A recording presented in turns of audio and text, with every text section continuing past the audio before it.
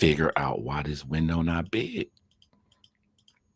What am I doing wrong? What am I doing wrong? Edit layout. What you want me to edit? Yes, there we go. There we go. There we go. Why would you not want me? Why would you think I don't want it this big? Pause. Oh, you're gonna go right back. No. Why my window not big? I don't understand. All right, am I on 1080p? Go to my setting, crop layout, crop solo layout to show background image. No, there we go. There we go. Hold on. Full, okay, we 1080p. There we go. We got this, baby.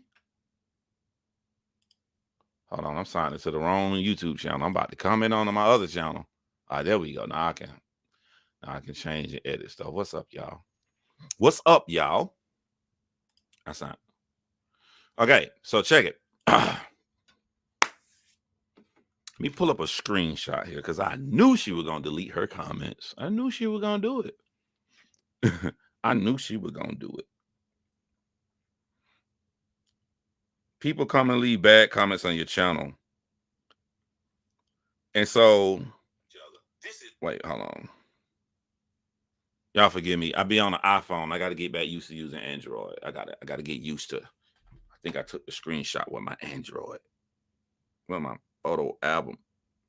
That's not. I saved them, boo-boo. I saved them. You went crazy on my channel. You went crazy on my channel. You went crazy taking up for Ashley. And I told her, I said, listen here, boo-boo. Listen here. I'm going to respond to your comments. I'm going to do it in a live. But before I respond to the comments, I'm going to say this. Yes. Well, I always had it. I forgot my screen lock passcode, so I couldn't get into the phone. So it's been sitting on the side for like 2 months. Then all of a sudden, I couldn't go on my computer to delete everything out and just reset it because I had it in airplane mode. And in airplane mode, it can't hook up to the internet to delete the phone. So I trapped myself. I can't get into it. I can't reset it. But I figured out how to get to the matrix looking screen on Android, and then I deleted everything back and then reloaded everything back up. So it's good now. So I just basically use this as my work phone or secondary phone for anything online and stuff. But yeah. All right. So I want to get into the little Ashley thing before I do Nick interview. I'm glad that Nick Dorka finally did an interview. Actually, I'm going to reach out to Nick and see what he like to interview on my channel. You know what I'm saying? One thing that always propelled me in life, I always open my mouth. A closed mouth do not get fed. People always ask, how do you do this? How did you do that, John? How did you get into gaming? How did you get into documentaries? How did you get into true crime? How did you get into making films? How did you get into writing all these articles? How did you get into all this stuff? Because I asked. I put myself out there and I asked. So I'm gonna start asking everybody what they want to come interview over here. Because like when you try to talk to a girl, I tell my sons, what I tell my friends, she can't do nothing but tell you no. She can't do nothing but tell you no. Alex did an interview today. Oh Lord, they giving us all the content and all the tea. I want to say this right here though. Y'all know, I'll go back and watch my live backs. I don't think everybody do it, especially when you got long live. I always go back and listen to what I say. And I go back and I listen to other people, and 99% of the people said the same stuff I was saying in their own different way. However, it came to me that I didn't know when I was talking about what happened with Ashley on Nick Viall. I didn't know that he been recorded this. So I'm like,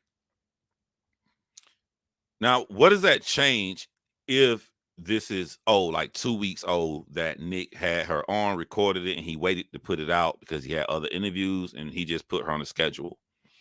It doesn't change that much. It doesn't change anything that I said because I'm critiquing the words that came out of her mouth. That's on him if he put some stuff out after new information came out. That's I'm still gonna critique what I saw, what I said. But I titled this, did Nick set her up? The answer to that is no. But there was a possibility he set her up. And that possibility would have been if after Ashley recorded that with Nick Viall, she received new information that made her change her mind. And that's what I went to look for. The example would be the girlfriend calling him that night. Not girlfriend, the night she left and he was texting that girl, could he come over? If you are not used to the internet, if I'm to believe what Ashley is saying, and she don't be on the internet like that, she just set up a TikTok. She been on a self journey, reading books and all of this before Love is Blind. She's not social media savvy. An ignorant person that's not social media savvy would say the things, they would say the things that Ashley said. She sounded like someone that truly doesn't know social media. Anybody can take a screenshot. She sounded like Clay, who story time with Ricky roasted to the high heavens yesterday. Man, she did Clay in. But Clay did the same mistake that Ashley did. The difference between Clay and Ashley is Clay don't give a fuck. All publicity is publicity to him because he's happy playing the villain role. He has been put down so bad that there is no bad news for Clay. So Clay gonna have fun with Ricky ripping him to shreds. But I was sitting here thinking before I went live, like the new information that has come out. Ultimately, Ashley has not said anything. The interview with Nick Viall would be useless if it's old. That means that she wouldn't have known what the ex-wife said. She wouldn't have known a lot of stuff. And then Ashley shot herself in the foot last night. Because Ashley told us on Nick Viall's show that I will change if I get new information. New information has come out the past 2 weeks, past 3 weeks, right? Last night, Ashley was mocking us on her TikTok. If you're mocking, that means you stand on everything you said. So if you stand on everything you said in that interview, this is fucking insane. This is insane to me. So anybody that come out be like, yo, that's an old interview, it's not fair to Ash. Ashley is standing on the shit she said. Ashley ain't changed her mind. Ashley feels the same way. So everybody who critiquing her interview and got something negative to say about what she said is current. It's current. All right. I did not read all the comments, but I'm a fair man. I told you I would. I not only did I tell you, I know you deleted it. But when y'all delete comments, I want y'all to know, to us YouTubers, every comment you make, even if you delete it, it goes into our email. It sends us an email to the email associated with the YouTube account. Every single comment comes to an email. So you delete it, I still got the email and it shows your comment. So apparently I'm a bully and I bully Ashley. I'm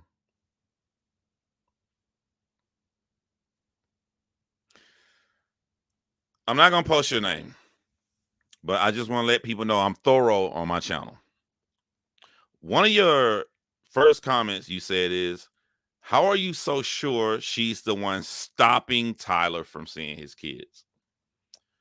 Capricorn Moon was on my live last night. That's still up. I haven't touched. I haven't edited. Denise was there. El Cid was there. Make sure y'all go check out El Cid's channel. She reviews Love is Blind as well, too. There are people in my chat right now. The live is still up. I want you to show me when I said Ashley is stopping Tyler from seeing his children. I answer good comments. I answer negative comments. I answer all comments. It's one of the best things about being a small YouTube creator. You get to see every comment. I'm not so big that I miss stuff. I see every comment. I never said that she stopped Tyler from seeing his kids. As a matter of fact, I got loud and boisterous and everything, angered, and proving the point that Tyler is making the decision to not see the children himself. I made that point at least 4 times last night. I can give you a clear example of when I made this point. It was when she was trying to say that Bry was stopping Tyler from seeing his children. And I said, Bry is not stopping him.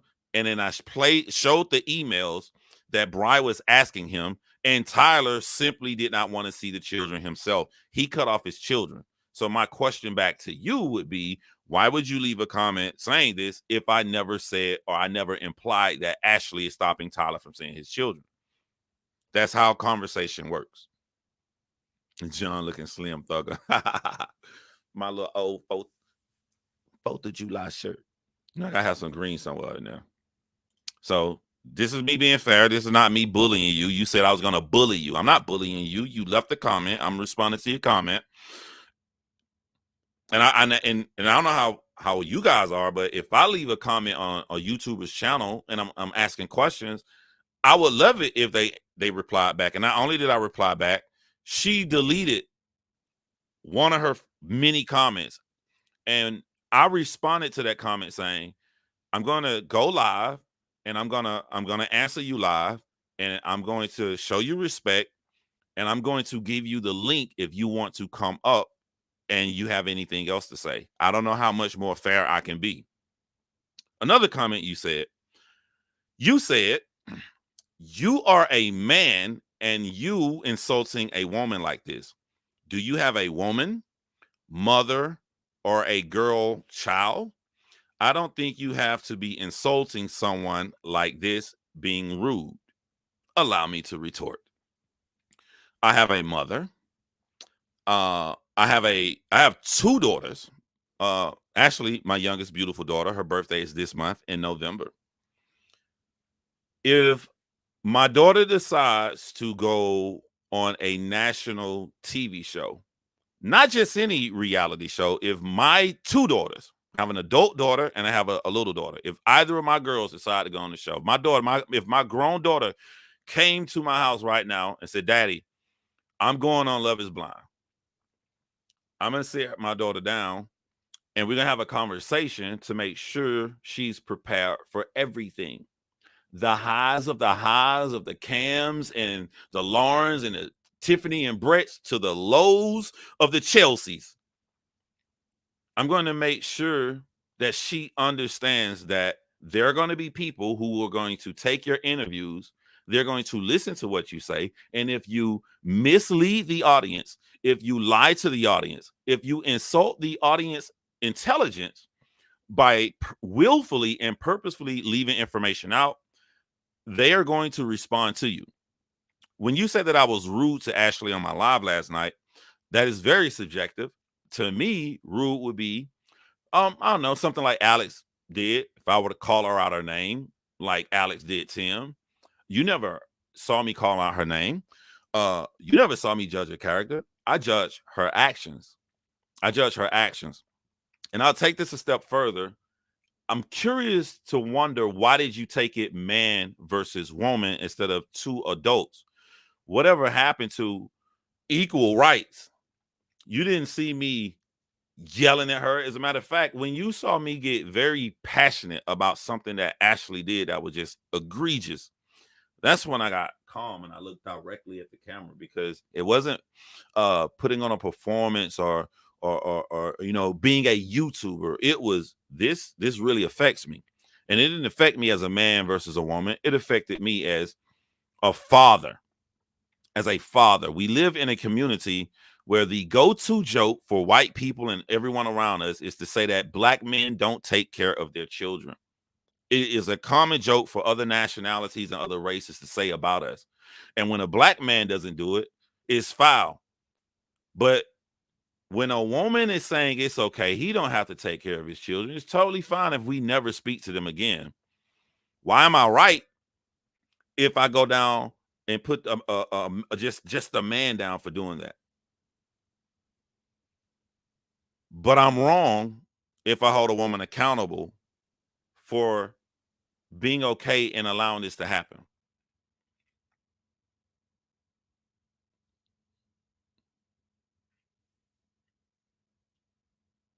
I'm gonna put the link right here because I'm a man who does everything he says. I don't think the fact that you deleted your comments, I don't think that you're gonna do it. But I'm a man of my word. I would love to have a conversation with you, a regular civil conversation.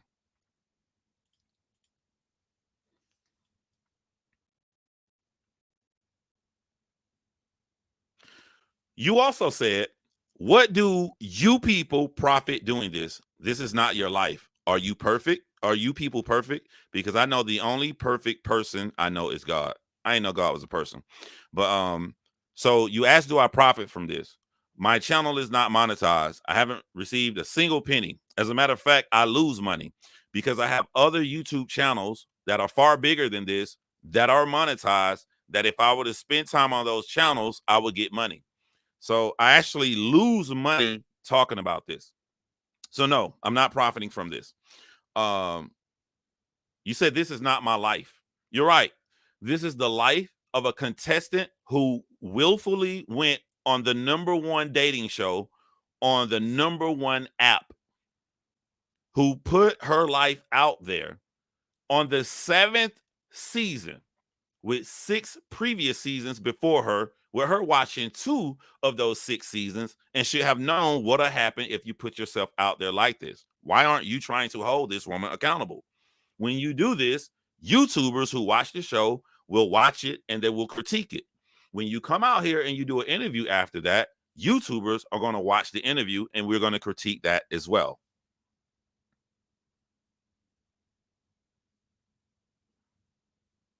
And it looks like you just said the same comment like 3 times about me insulting a woman.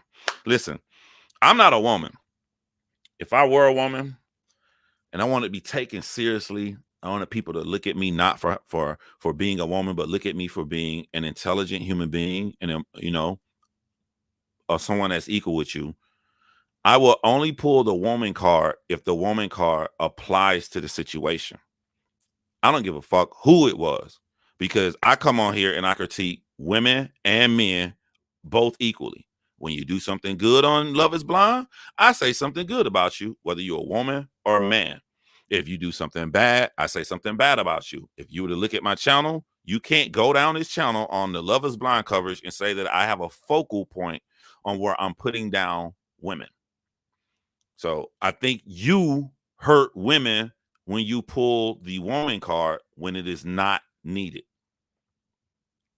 All right. Uh these shows need YouTubers because the show is kind of boring without the reviews to look forward to. Yeah. And by the way, like one last thing I like to ask you. I like to ask you this. I only know 2 men who critique Ashley. Me and Cujo. I'm quite sure there's more men. But off the top of my head, I seen like about 10 women YouTubers. They were making the same points I was making. Another Rounds is in the chat. She's going to go cover this, and she's not going to have all positive things to say about Ashley's interview. So, is it what are you saying to the women that have the same points that I made last night? Are they just putting it down a woman too? Are you gonna go to their channel, or do you just find men channel to try to make us? You try to guilt trip us, even though we got the same viewpoint on Ashley's interview as women. Are you gonna go to Storytime with Ricky's YouTube channel? Are you gonna go to Jesse Woo's live, which is much bigger than mine, which she went in much harder than I did? Are you gonna do the same thing, or are you just looking for men to try to guilt trip us and try to make it look like we're coming down on women? Let me know. 189 country. Yeah. Yeah. You know I'm petty another round. I sit here at my desk like, oh, let me enjoy the day. Dang, somebody got 1,000 comments on my. Who is this person? If you leave 10 comments on my video, just negative, just coming down, and I see it, I'm not gonna type to you. I'm like, okay, when I go live again, if it means this much to you, this could be a learning lesson. I think that women are are really intelligent. I think that they're so intelligent that they don't have to use that I'm a woman card for no fucking reason. I think you make women look bad when you do that. All right. So, two parts of my title. If Ashley currently, as of last night, standing on what she said in Nick Viall interview, he didn't set her up. Ashley standing on it. So now let's get into the Nick Dorka interview. Me finding I played on my screen, and it's something I'm looking forward to pointing out with this interview too. Let me look at my history. Here it is. Wait, yeah, I gotta put on these.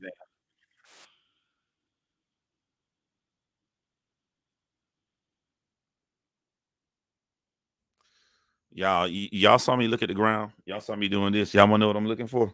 Y'all saw me doing this right here. I'm looking for my motherfucking headphones that are on my head. It's been a long day. It's been a long day, y'all. Been a long day.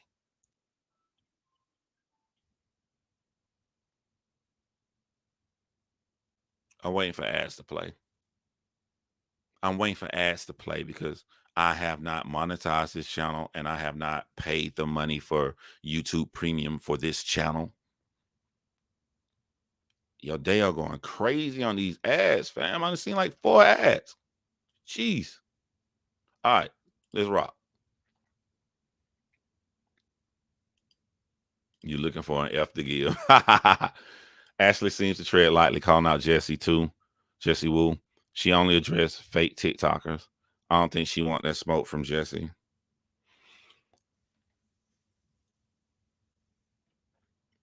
So this is just what I'm seeing. This is my opinion. I think that Ricky is so colorful and like she's a great social media sort of character, and I mean that as a compliment. I think that when people see someone with a vivid personality like Storytime with Ricky, they automatically make the assumption that they aren't focused and intelligent on making sure their information is correct and credible. Typically, like a touch, I ain't saying touch K. Typically, someone with that kind of personality, they look. We just want the views. Want the views. I'm so thirsty for views. They stereotyping her, and they're not looking at that she has a degree in journalism. That she's going to go into her inbox and question these people and need the evidence. So by the time we see a story time with Ricky video, Ricky feels safe and confident that this information is correct. They are assuming something, so they're coming at her like she's some loudmouth who doesn't care to be correct, and it makes them look 10 times as bad because instead of you trying to push story time with Ricky to one stereotype, she's just somebody that's great in all areas. I do have a dynamic personality to be a TikToker, but I am also fucking thorough. Like I think that's where people are making a mistake at. There and not even her, but Jessie Woo too. You see Jessie Woo, this big dynamic personality. She gonna make you laugh. She's very witty. She's gonna sing on key and shit. And she's popular amongst a whole bunch of stuff outside of Love is Blind. So you gonna think they're not gonna verify this. They just want fucking views, and it hurts you in the long run because they're not like that. They really aren't like that, and that's what I respect about them. Let's see. Share screen, Nick Dorka. Asa.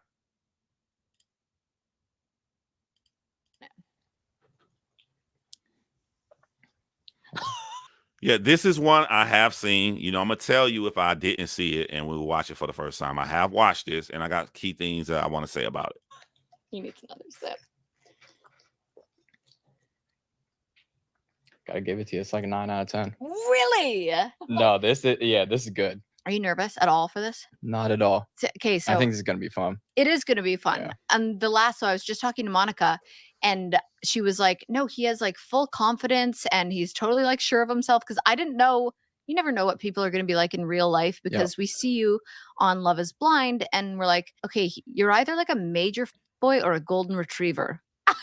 And you can't be anywhere in between. Nope. It's just one or the other, right? It is black and white. So we'll go with the golden retriever for now, right? Yeah, you can't put golden retriever in any other category with like something bad. Hey, I hear you. But no, you can be both. You can be a bunch of things. I want, if you were to, like, an alien was to fly down and be like, describe yourself in like 2 sentences, what would you say? So can I just kind of Why does that have to be an alien? I don't know why I can't just ask like you to describe yourself. An alien being pointed at Earth. You don't describe yourself or dead. You die. Yeah. So ambitious, loving, caring. I'm all about family, athletic career. That's helped me, you know, in real estate where I am, where I started my own team earlier this year. And I'm just a really easy, chill guy. I like to have fun. I also like my nights watching Netflix with a nice with a nice red. A nice cab. Yep. A little. I'll send you some. The thing I'm focusing on is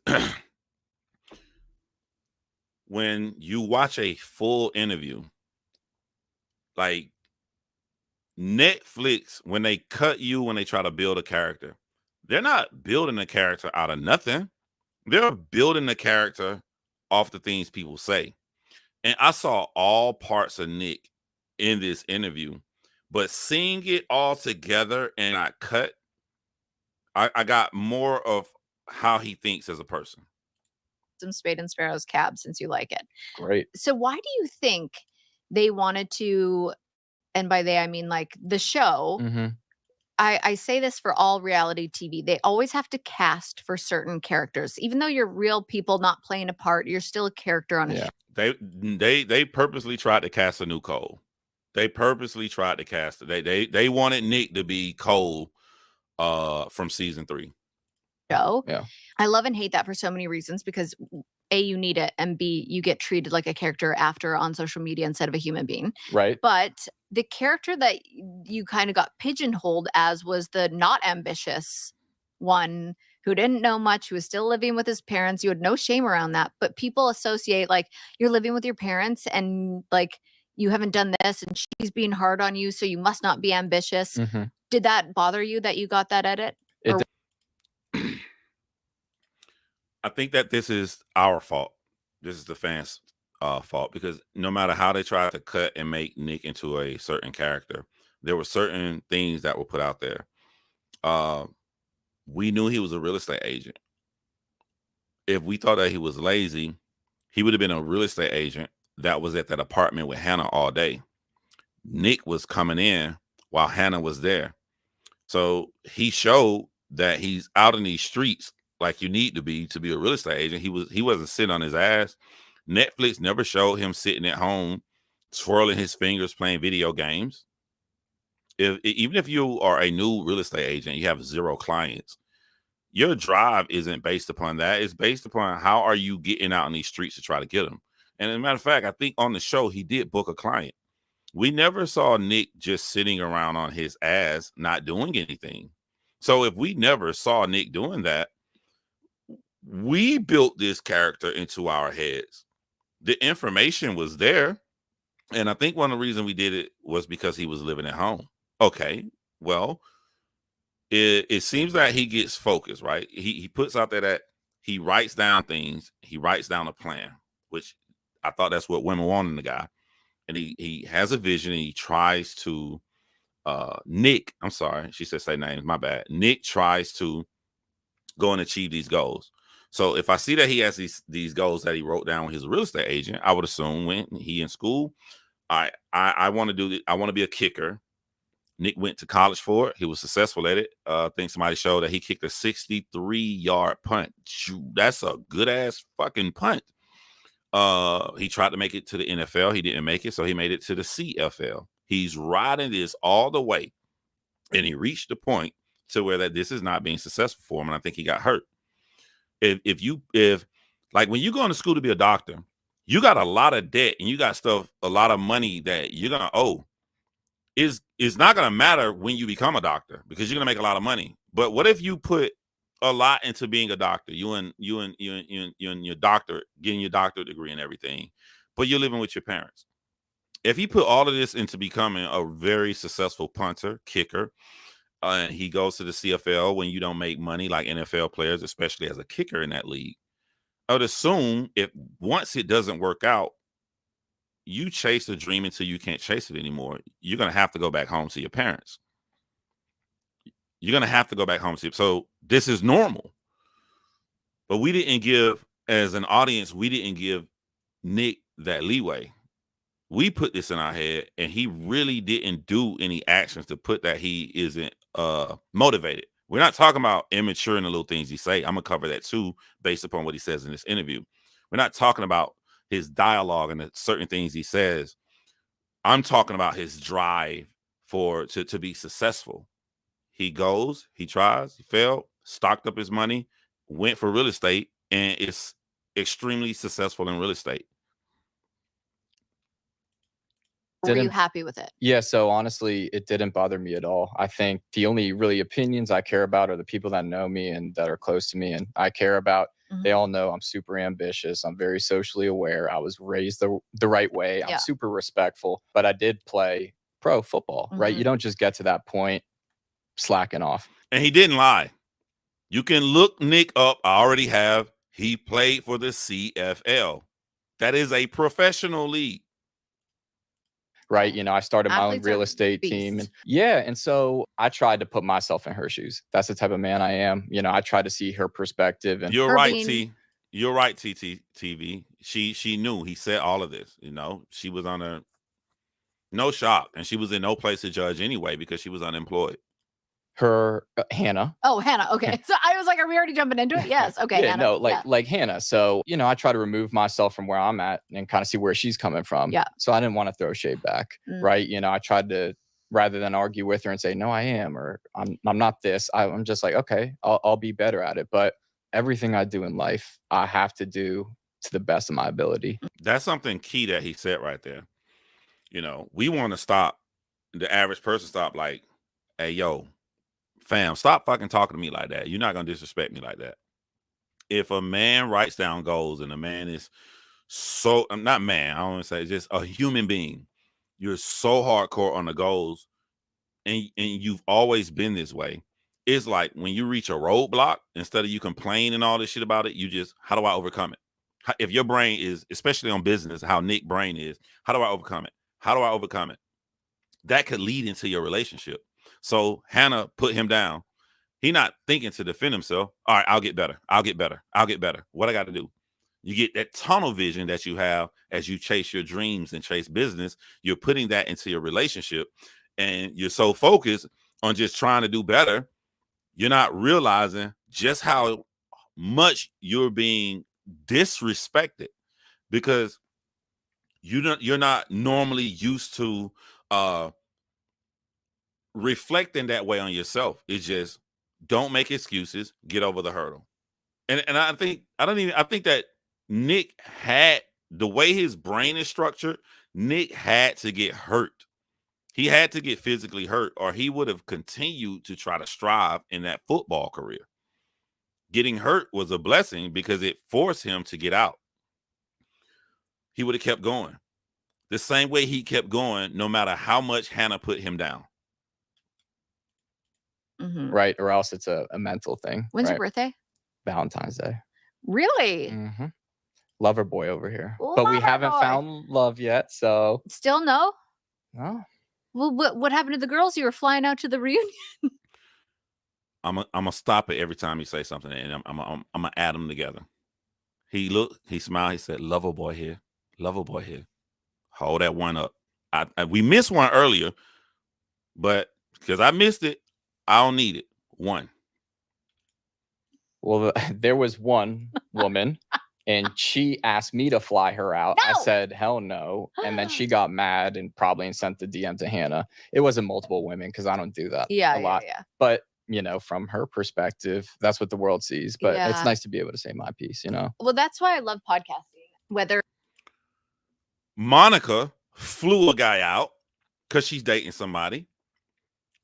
What's wrong if Nick met somebody online? He would have flew them out to the reunion. He's a single man. He can do whatever he want to do. So that Hannah is so reactive. One of the best thing about people like that is that they don't plan. The worst person you want to be your enemy that's trying to destroy your reputation is someone who can calm the fuck down and plan. Those are the most dangerous people. When you get somebody as reactive as Hannah, she's steadily throwing shots at you, but a lot of times they're going to be unsuccessful. This is why she was unsuccessful at the reunion. it be, I usually have women on to say their side of the story. And I was like, I really want to hear Nick's side and not to throw any shade at Hannah because I think she's getting treated. All of you get treated awfully online after. You know how it goes, kind of. So you say TTV said people who live with their parents don't often know how to manage a household. She berated him for something that she already knew about him. This is what people aren't understanding. If Nick played professional football, especially if he was in the CFL, Nick has been away from his parents. He was living in another fucking country. He was playing in the CFL. He's been out away, seeing the world, flying from city to city, from game to game. Like, he hasn't just been in his parents' basement. It was a coming back to the parents' basement to reevaluate your life. Okay, the dream is over, Nick. What are you gonna do? What are you gonna do now the dream is over? I'm gonna get in real estate. All right. Room downstairs, stack your fucking money, come up, be successful. That's exactly what he did. He's not this guy that just graduated high school and has been living in his parents' basement ever since. That's not true. I don't know why we made this story up in our mind. Nick has been away from his parents. So bad. Yeah. And I still experience it to this day. And I have a lot of empathy around it. So I'm not here to bash her Denise. or make her feel bad. I'm not here to bash you. I want you to have your voice and be able to say your side of it. I would love to have her on. I would love to have everybody from the cast on, obviously, because I'm a huge fan of the show. But there's been obviously a lot of talk online, especially with you liking some mean comments about Hannah. Were you trying to stir things up, or what was your motive behind liking those? So I was actually just talking to Leo about it from the show. We rode the same train here because he lives in Newark. Yep. So we were actually talking about it 30 minutes ago. And he's like, dude, I totally see where you're coming from. And, people will. So I'm going to rebuttal something Capricorn is saying. Well, not really a rebuttal, but I'm going to give another way to look at it. A more detailed way to look at it. She says, some people's parents don't play that, though. You can live with them, but you're going to pitch in. And that's how us eldest kids learn how to be independent before being in our own home. I would challenge you and say that Nick is independent. He is like Nick lived on his own. Nick lived in another country. Nick made it all the way to play professional football. So me as a parent, I got 2 children. One of my children is lazy as fuck. They don't want to do nothing. They barely graduated high school, and they've been in my basement, and they're 28 years old. They've been in my basement for 10 years. You gonna motherfucking contribute. You're not gonna sit in your ass and not do nothing. Let's say they're twins. I got a set of 28-year-old twins. One did everything I just said. Sat on their ass, been in my basement for 10 years. The other one been out there sending us photos from these different stadiums, been to college, don't have any college debt because they rolled with a scholarship. They did everything the right way. They chased their dream, and I'm proud of them for chasing their dream. And he chased his dream all the way until he was hurt. He's crushed. Your dream is over from forever for this injury. Baby, go on and come home. Go on and come home. We're going to figure it out. Now I got twins. My lazy ass twin who ain't been doing shit, who they tried to portray Nick as, who he's not. You gonna motherfucking contribute. You gonna give me something. Why Nick ain't got to do nothing? Now he ain't got to contribute nothing. Because I know Nick is independent. I know Nick is going to give his all. I know what he's going to do. So I'm going to allow Nick to stay in the same basement you staying in. Stack his shit up. Don't worry about your phone bill. I got your phone bill. Don't even worry about your damn dog. I'm going to walk the dog or a cat, whatever he got. I got that. Relax. Because I know you're going to get out here and I know you're going to hustle hard and make something of yourself. I got you. As your father, I got you. Because you already showed me you are a man. Just another way you can look at it. Leave me really nice comments, you know, a paragraph, 2 paragraphs long. And I respect that. It takes a lot of time for you to take that long and leave me a nice note. I want to acknowledge it. And then at the end, it'll be like, but we all know you deserve better. And like, I'll like something like that, you know, says it's a long message. What sounds like a fairy tale? It'd be different if I ain't already saw the video. Nick has his own place. Nick is very successful in real estate. Nick is independent. Nick is living on his own. He did it. He stacked his bread and did it. Message, but every single one of the ones that were really nasty, I stayed away from. Yeah. And I never went online and, you know, went out of my way to say something bad about her. I didn't do it on the show. I don't do it in real life. I wouldn't do it now. And you see me on the reunion, I speak up for Hannah. I'm like, guys, like, this isn't cool. Like, even after everything she kind of, you know, we've been through and how she was portrayed, I'm like, we're all human. Right? We got to get past this stuff. It's not cool. We got to cut it out. It's unfortunate that she kind of came back and clapped at. Probably not a good idea to put the negative stereotype on black people. Everything I just said, and I'm black, dark skinned, I will do. Everything I just said was the truth. So I don't know. If you got it, you got it to give to your children. Why not do it? Why would I not do that? You know, I'm not going off the color of my skin. I'm going off what's going to be most successful because I care about my children. If I got it, they can come home. They can stay with me. And I know that they ain't lazy. I know they're going to get out there and hustle and do it. Come, reset. And I know you're going to be out there on your own. He's going to tell you how they blew. I think he already said it. If not, we're going to listen. The boiling water shit out of pocket. He's going to explain that. At me. She could have taken the high road, but you know, I would never do that, you know, especially to someone in her situation. Yeah. Yeah. And I even went on her brother's post, you know, that he posted, and it was kind of dragging me down a little bit. And just what I'm saying, if Nick is putting himself out here to say, I never liked a mean comment, long comments about me, and they may just say, you didn't deserve that at the end. That's what Hannah's talking about. Hannah, the type of motherfucker they're going to take the screenshot if she going to say it at reunion. So if he lying, she going to come out with something. But what do we know of Hannah? We know that Hannah exaggerates situations. We know that if we didn't see the coverage of Nikki D riding the duck, we would have thought the woman really called her a bitch the way she went and told everybody. We would have thought that. Not where I'm from. I'm not an anomaly. I can hit up anybody I know. All my friends, I can hit up anybody. Like, I'm not an anomaly where I'm from. I don't know where you from.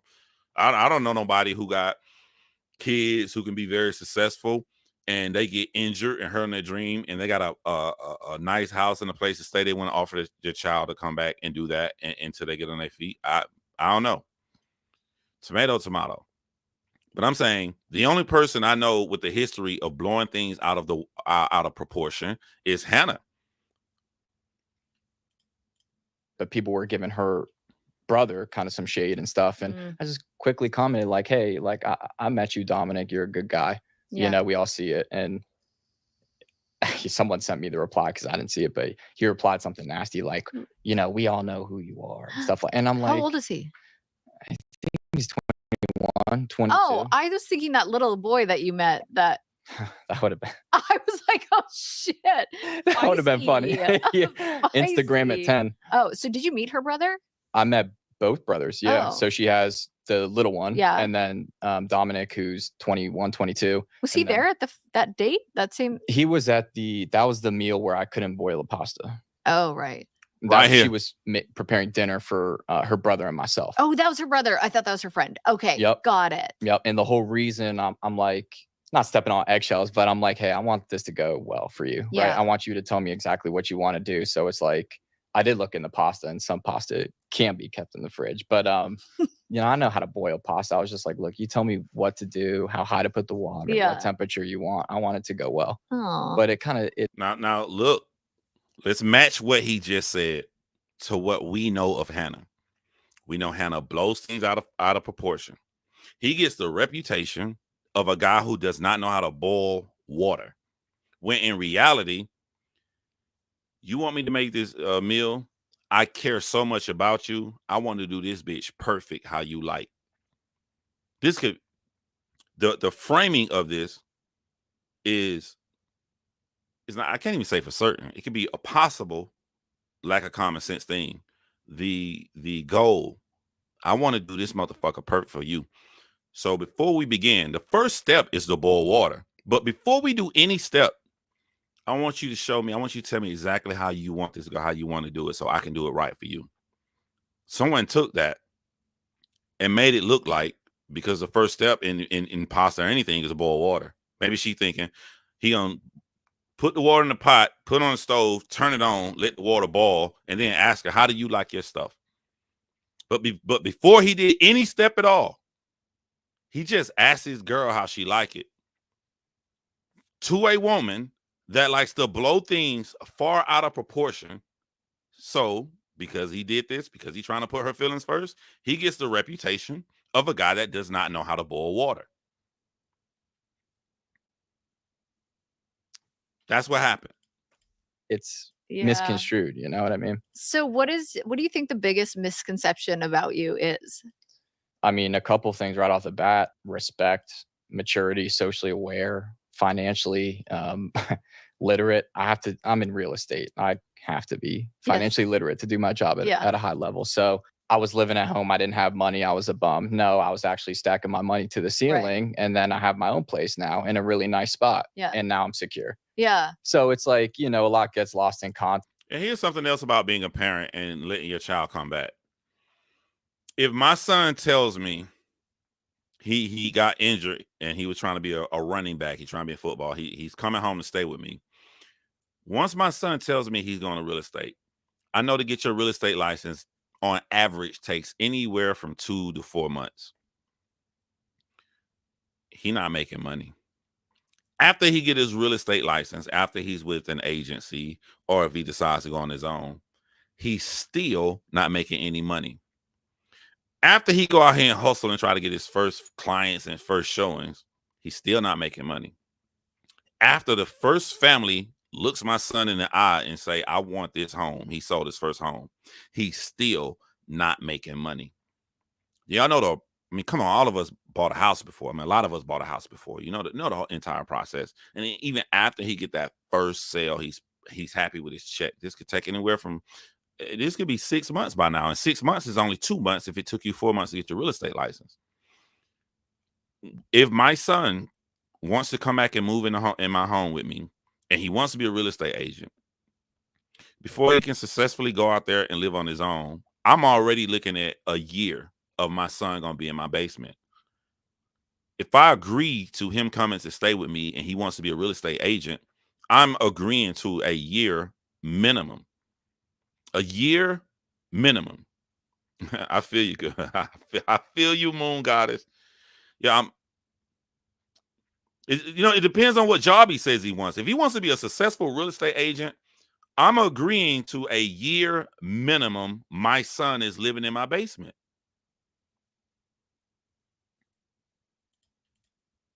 But you know, I'm not here to kind of rebuttal back. Right. You know, And what are we talking about? We're having this conversation on my live as if he's not successful.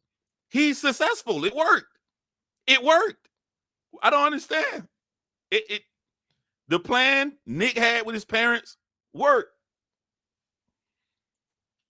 How old were you when you were filming? 28. So I'm 29 now. Okay, 29 now. Wait, what is February 14th? What is your sign? Aquarius, the best. Oh, the best. 2.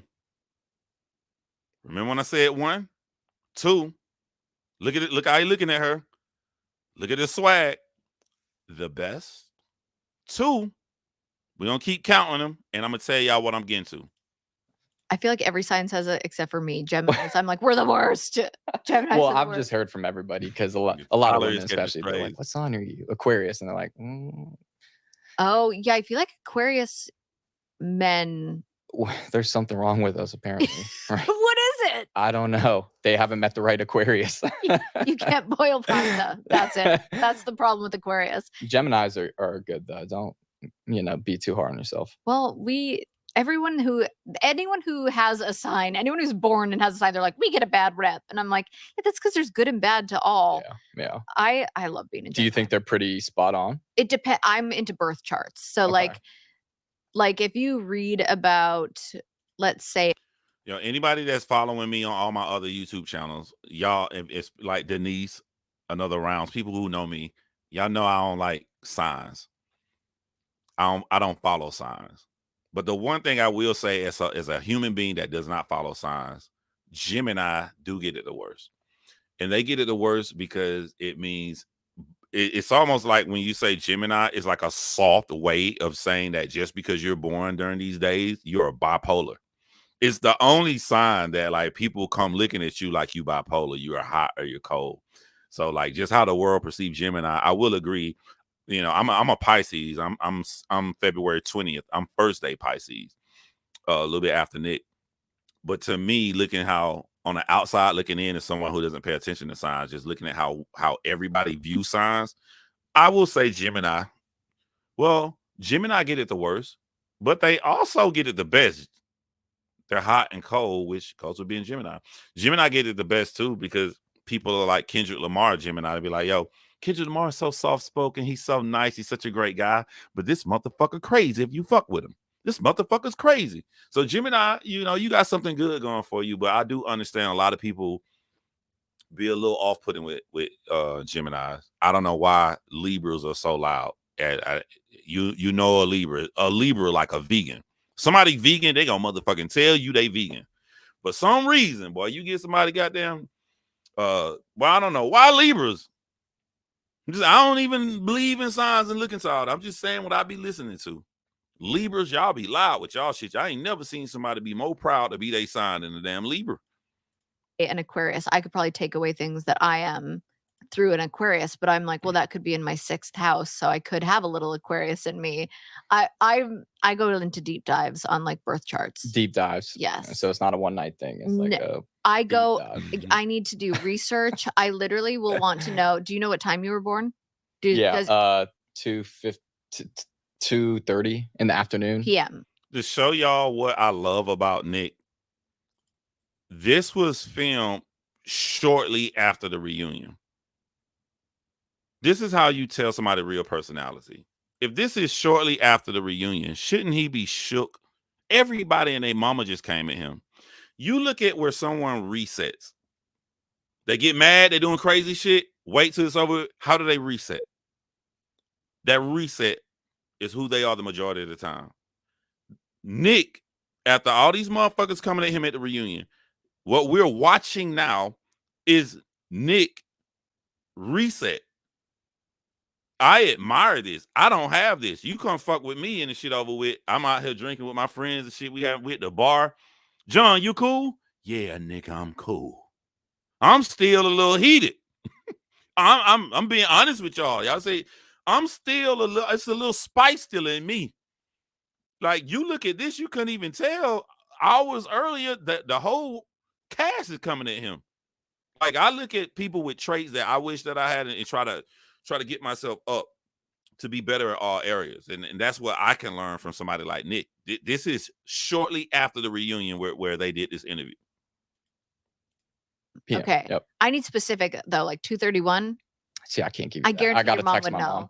Yep. Your mom's the cutest little honey buns. She's great. She's so sweet. Your family seems really great. They're fantastic. I wouldn't love want to them so move out much. either. Thank you. I honestly thought Thank that they you. were so sweet. There's something like, because obviously your parents are still together. Of course. So there's something to me. Is that the house you grew up in too? Yeah. Yep. I'm jealous. So in my next life, I always say a few things. One, I'll have a lot. Another example of how Nick is chill. If I set my goal and follow my dream, I'm not in the NFL, but I'm close. The closest thing to the NFL is the CFL. There are a lot of other leagues you can go to if you don't make the NFL. So you're right there, and you get injured and it hurts. It ain't the fact that I gotta go back and live with my parents. It's worse to me, to John, if my parents still live in the house I grew up in. Because I know when I get off that plane, I would feel better if they got a new house. I can't explain it in words. It just, but the ride from the airport back to the neighborhood I grew up in, back to the room I was in, back to the smell I'm used to, back to that familiarity would be triggering to me because this is what I was running away from when I was chasing my dream. It would hurt me. It would hurt me to be in that house. And maybe it did hurt Nick. Maybe that's why Nick stayed on this path to make sure he's successful. But like, the fact that it's the same house would be fucking mentally horrific for somebody like me. More hair. 2, I will be Italian. But 3, my parents will still be together and we will live in the house that I grew up in. That's super That is sweet. That's literally super a sweet. dream of Yeah. mine. And like to fall asleep at night, sometimes I'll walk through my old house of like when we were together as a family. And you're right, Zara. Am I pronouncing your name right? Because I did have trauma. So maybe I'm speaking from my like the trauma. Like I want. No. You are literally correct. He didn't have trauma. I did. But when I sit here on this live and I think about it, and I could be wrong because I don't know that experience. The only experience I do know is trauma. But like when I think about why it would hurt me, I'm not thinking about the trauma. Let me give you a story, Zara. When I got out of the Air Force, like I didn't re-up. The day I got out of the Air Force, I went to live with my aunt. She lived in a different apartment in the projects. I done been around the whole world. I done lived in Korea. I done did everything. But like I got out of the Air Force before I decided what I wanted to do with my life. I'm back in the same hood. I'm back in the same projects. I'm back around, dude. I'm back around little friends. Maybe because the plate was clear. I gave my homie a clear plate. You ever had a clear plate? You can just look through it like glass. I done been around the world, met all different kind of people, saw so much shit different in the projects. This motherfucker took a clear plate, clear, put a line of cocaine on it, sniffed that motherfucker. I'm on the opposite end. My finger is me. Here go the plate. This motherfucker took the plate while I'm looking at it, lifted it up, and licked it. I can see his tongue licking the cocaine through the plate.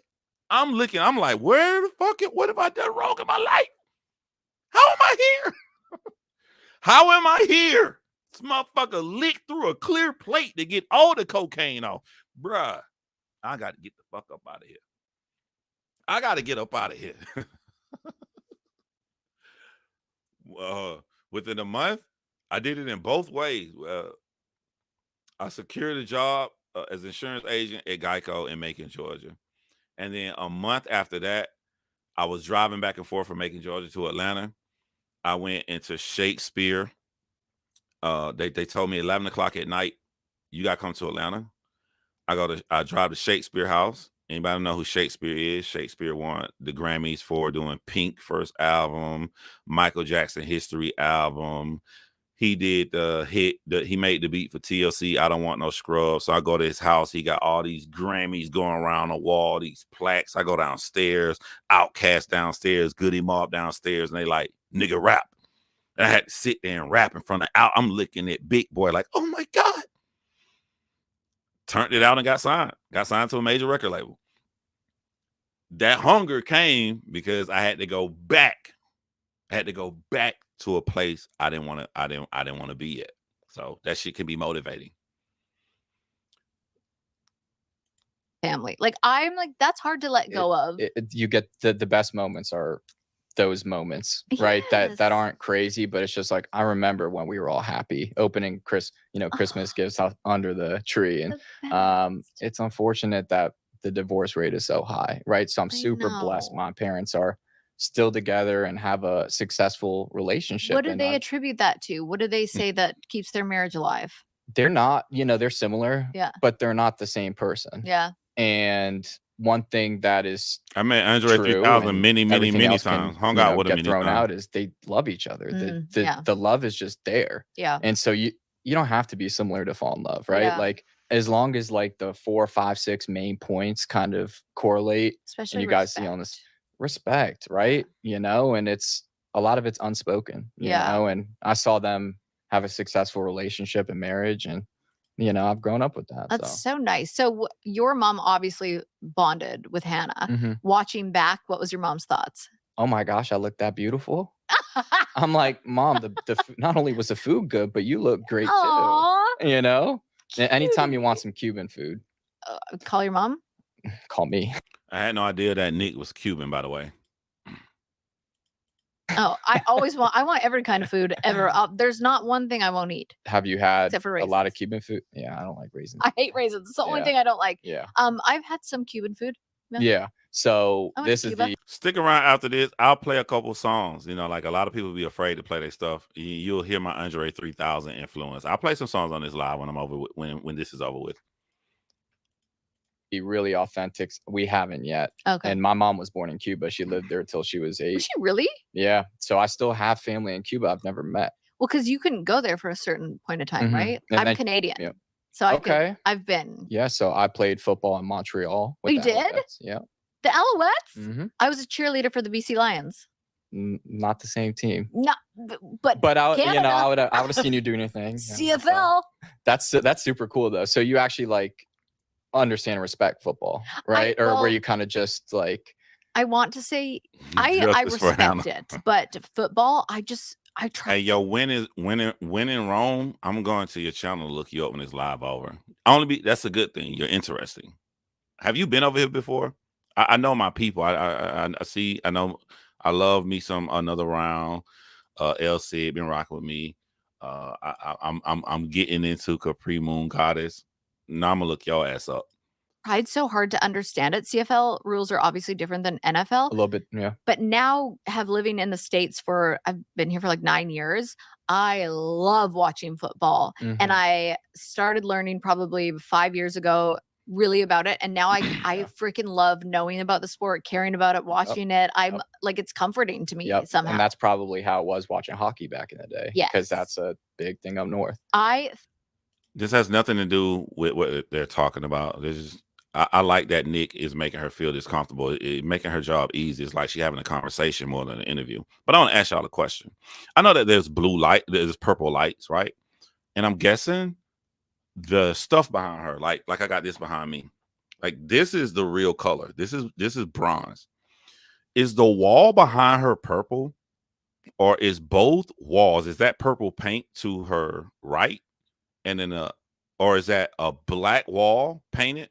And then this is black, and they're beaming a purple light to make everything appear to be purple. I'm a technical guy. I love watching people backgrounds. Y'all let me know. Is this purple behind them, or is it all black with purple light making it appear to be purple? Last night it was Halloween and everyone was out, and I had my Halloween on the weekend, so I was good there. I have mine this weekend. You do? What are you being? A sexy Luigi. Like I'm A gonna be sexy Luigi, but like Luigi. without the undershirt. The blue overalls. But Sexy Luigi. or one of my friends did give me the suggestion I should be a duck. You should absolutely be the duck. That's what I was Be a thinking. sexy duck. A sexy. See, that's kind of hard to pull off, but I think I could do it. Hate seeing ads? Here's how to get rid of them. This how you get rid of them right there. Hold on. Let me do something else too to make sure. Let me put me big and put you small. Look, y'all can tell I got other YouTube channels that are monetized because I can play an ad here. I'm not getting paid for this channel. I could just play the ad. I'm just so used to being monetized on my other YouTube channels.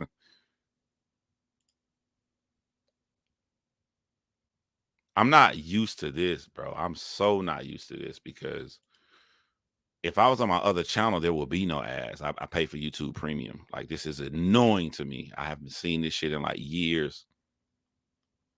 Yo, why is it not playing? Why is it not playing?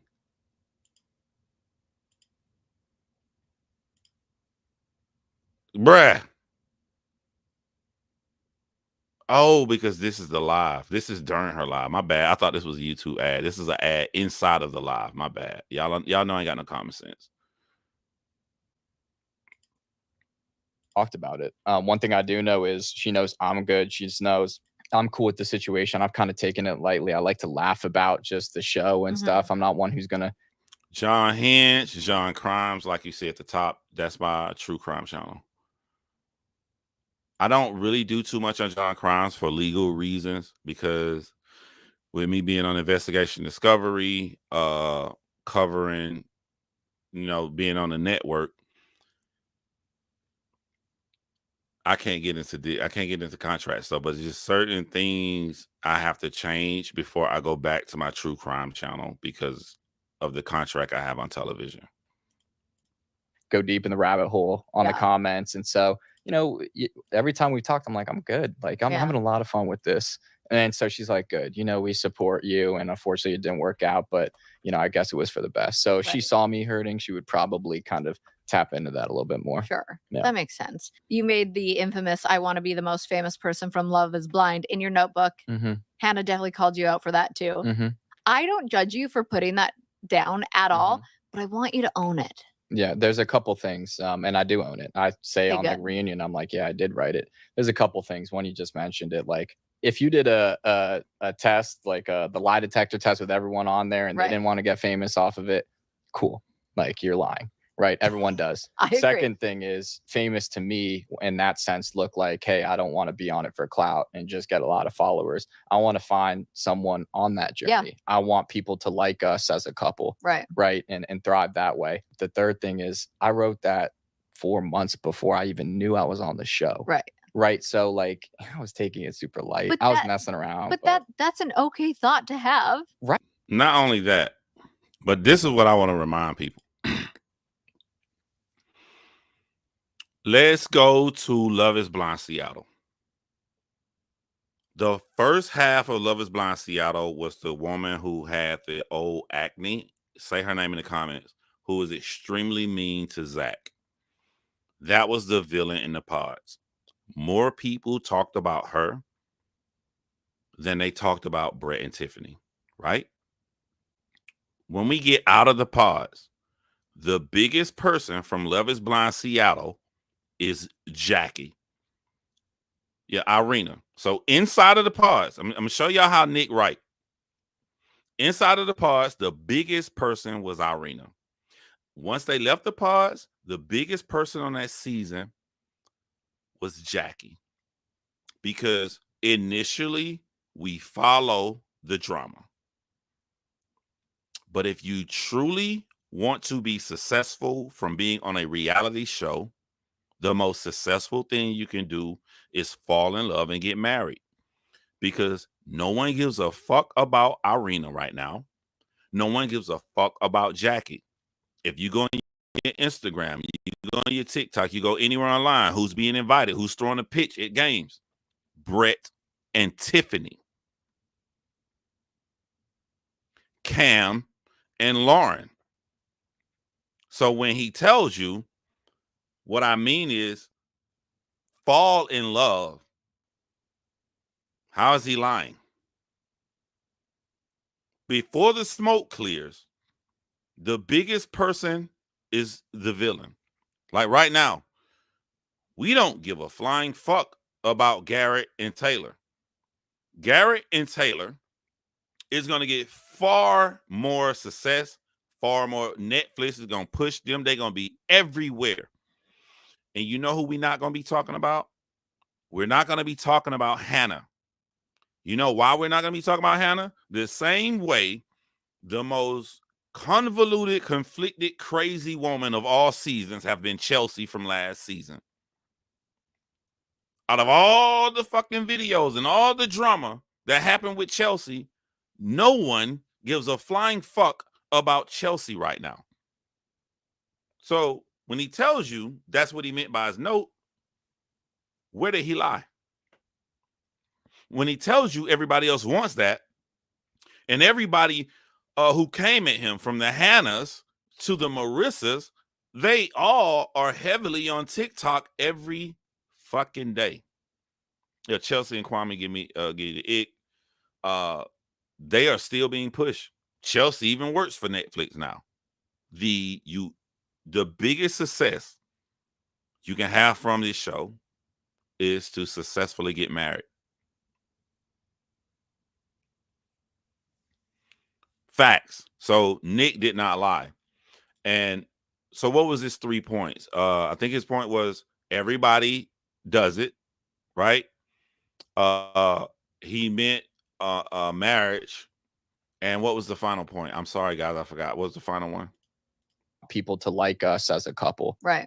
And thrive that way. The third thing is I wrote that He wrote that 4 months before, and this is the thing that, like, the cast, I'm not gonna even say us, the audience. We totally got it. I don't even need to repeat this for y'all because all y'all just as smart as I am.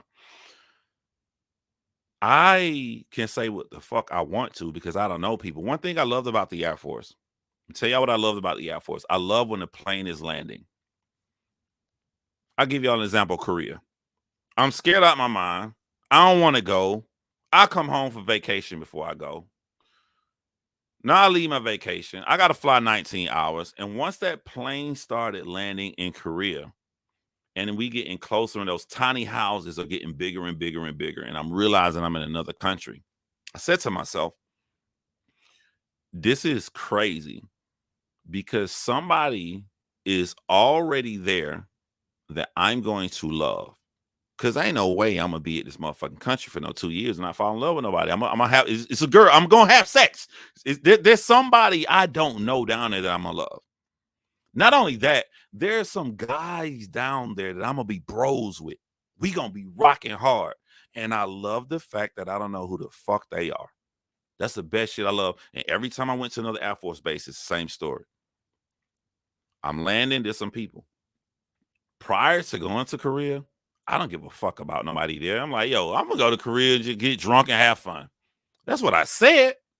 But when I got there, I fell in love with somebody in the Air Force. He can write whatever the fuck he want to write. I want to be the most famous person on the show. But when he got there, when he got in them pods, he met a woman that he fell for so badly that when she rejected him and said she didn't want to be with him, instead of him trying to go date other people, Nick was leaving the show. So when I see your actions, why the fuck do I care that he wrote that 4 months prior? Why do I care? I think, again, Hannah was so focused on trying to hurt him, she didn't properly plan how to hurt him or how to hurt his reputation. months before I even knew I was on the show. Right. So like I was taking it super light. I was messing around. But that's an okay thought 6 to years. have. 6 Right. years. Exactly. And the fourth thing is invasion of privacy. Why are you going through my damn notebook? Like that's not cool. I don't want a partner that's going to pick up. This is what happens when someone is erratic and they don't plan properly to try to hurt you. Nick is lucky. You're lucky, Nick. I've been with women who got master's degrees and how to plot and plan against you, Nick. I'm jealous of you. You lucky. You lucky. You lucky.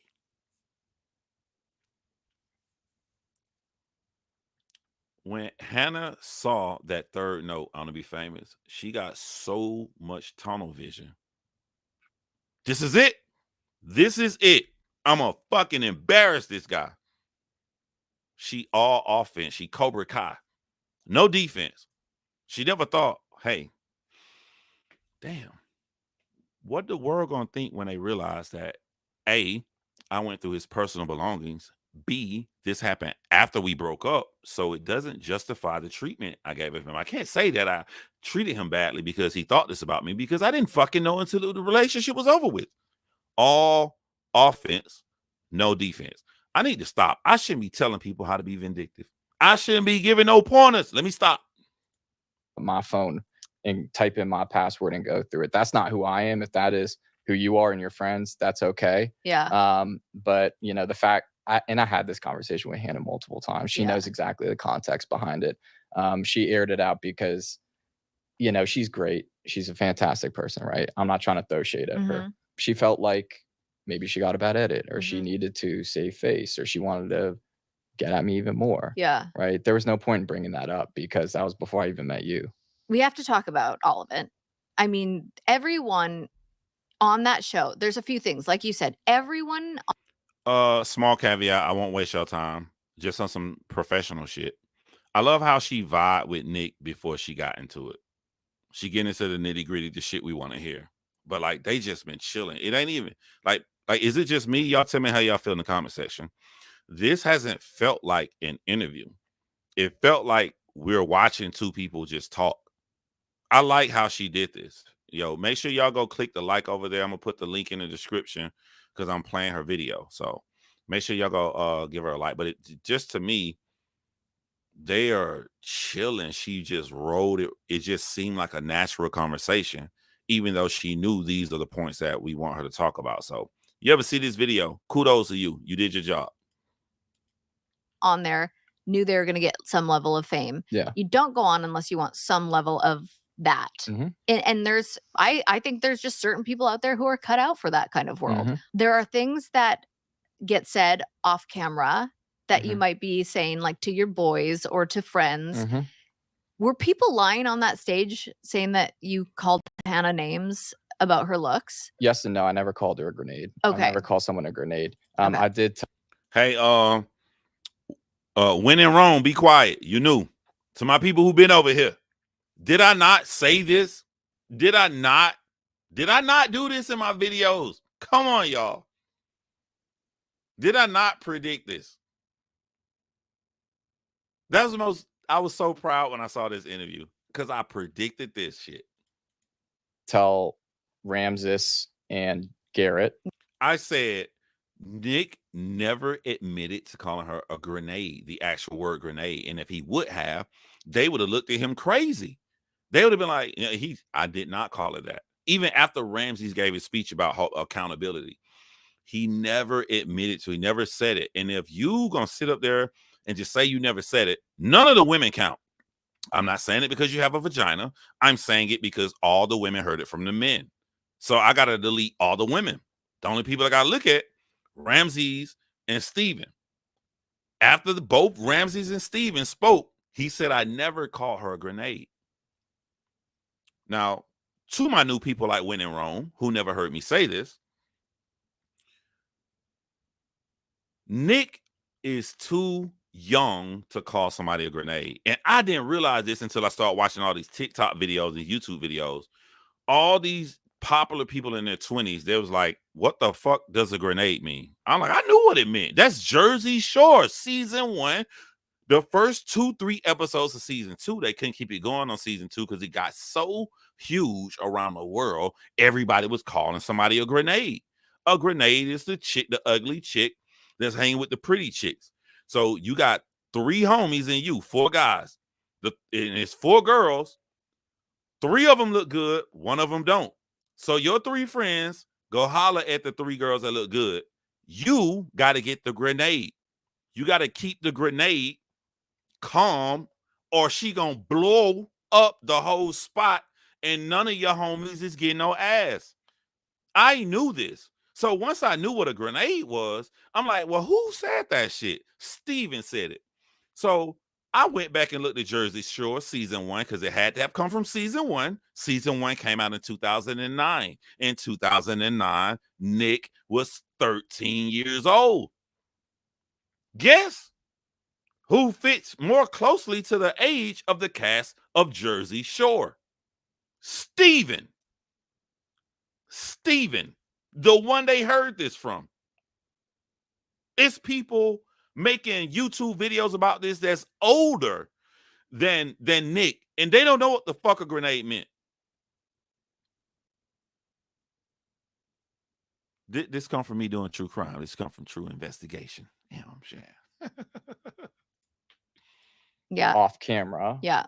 in guy talk. Right. That to Ramses protect probably yourself, because that would be humiliating to say that on camera. I and would never protect- do that, yeah. right? You know, and that's not why I was there. It's Love is Blind. We had a deep connection in the pods. Can that continue? So I did say I was a little underwhelmed by how she looked. But at that point, you know, this was before we went to Mexico. We had such a crazy connection. I'm like, look, dating hasn't worked in the past. Like this could really work. Right. And so Did I not say that too? I'm the only person I saw on all these fucking YouTube channels that was like, yo, if he thought that she didn't look good and he kept going through it and he showed that he really likes her, ain't that the premise of the fucking show? A lot of women that did this. A lot of women, all right, he don't look like I thought, but she was still all in. She loved this guy. That's what Nick did. He was, two people was underwhelmed when they saw each other. Hannah did not like Nick the way Nick looked. Nick did not like the way Hannah looked. Even. But look how he played it out. I don't like the way that you look. You're not my type. However, I'm not here for that. I went after beautiful women for their looks in the past. That shit didn't work out for me, so I'm still going strong. Hannah, I don't like the way you look. Fuck you, motherfucker. You skinny. You look like a punter, even though you told me you a punter. So I'm going to dog you out. That's what I looked at. So that's guy talk, just off camera. It's not meant to be repeated. You think she was underwhelmed? She shouldn't be. She shouldn't be. I mean, you guys could see, you know, Nikki D, Nikki Suave, you know, I got everything to give to a relationship. I'm not perfect. Hold on. We got to go back because I missed number 3. Remember, we on number 2. Hold on. Bruh. Todd Graves.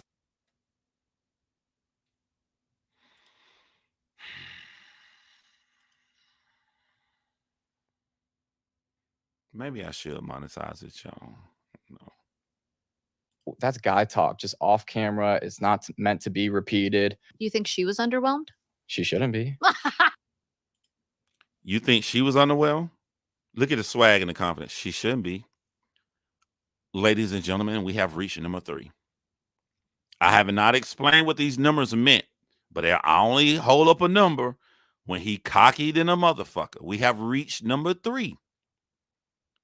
When I explain what this means, it's going to be positive, not negative.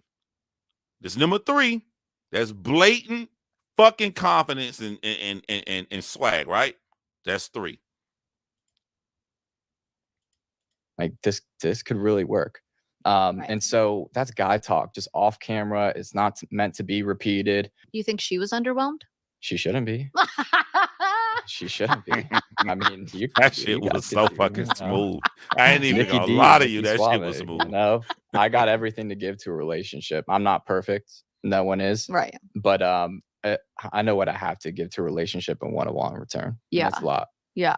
And so when you did finally start to feel this, I'm saying y'all said Nick was lying when he was trying to describe himself. Nick wasn't lying. He really believed this shit about himself. Some people, you gonna meet somebody in your life cross-eyed. You gonna think they look all ugly as all like those. They don't feel what you feel. They believe in themselves. If you say you look good and you really believe that shit, you ain't lied to nobody. You ain't lied. You really believe this shit. Look how I thought. This is what I'm saying. People like, oh, Nick fake. Nick playing the character. If Nick playing the character, and the best thing Nick should have said, well, she had some reservations of how you look. Well, that's okay. That's what I was trying to say. I had reservations how she looked. She had reservation how I look. But look at how we treated each other. That's the best answer Nick could have said. If Nick was playing a PR game, he would not have been cocky at that moment. This nigga is not playing no PR game. This nigga really think he all that. He really feel that shit. If you really feel it, you ain't lie. A lie is purposeful with intent. He really think he look good. It's real. This shit is real. He really feel it. connection, and you're like, this could work. Yeah. It looked like that was kind of maybe, I mean, alcohol's flowing, you're tired, things Just a are little bit. happening. You haven't like seen Yeah. somebody in however long. Yep. So what was the moment in your brain where something shifted and you're like, I actually don't see this working? Honestly, a day in that experiment is like a week in real life. Yeah. Yeah. I had never lived with someone before. I was learning so much every day, right? Mhm. So, we broke up with, I think, a week left. I wouldn't have taken it up to the wedding, but I needed those moments just for more clarity. I wanted it to work. I mean, there were moments each episode where I was like taken back by the things she was saying, Mhm. but I also knew so much good about her. Right. And there's a time where, we were having fun in the pods, and there's a time at the Halloween party, like, I haven't been having fun. Mhm.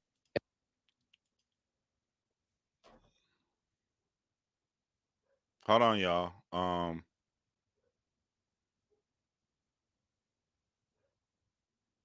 I got a package at the door. Hold on, won't take long. I got a.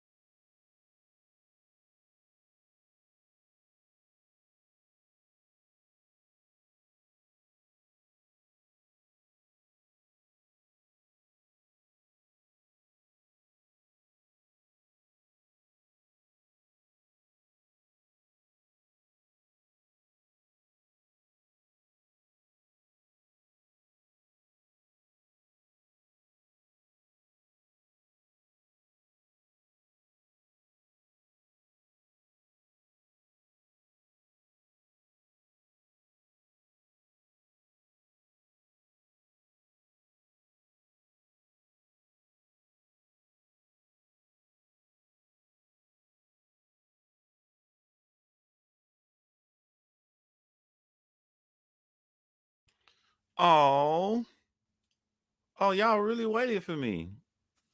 Yo, oh, I feel so special right now. Y'all waiting for little old me. I get my package, so I apologize. But let's get it back on the road. And I'm like, I have. Yeah. And that should show you I'm being myself. Mhm. And I'm getting to know you. It's like, why are you shutting down a little bit? Like, why are you walking on eggshells? Mhm. And so there wasn't a moment that I'm like, it's done. Because then I would. We give Hannah a lot of shit, but like, if I'm completely honest, this happens all the time in dating. Like,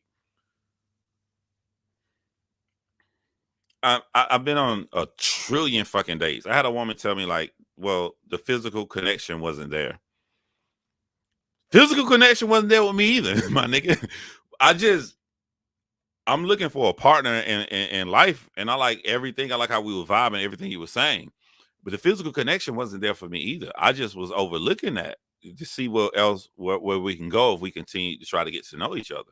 So we both was on the same page. It's just, you know what I'm saying? Like, this happens a lot. The physical connection wasn't there for Nick. The physical connection wasn't there for Hannah.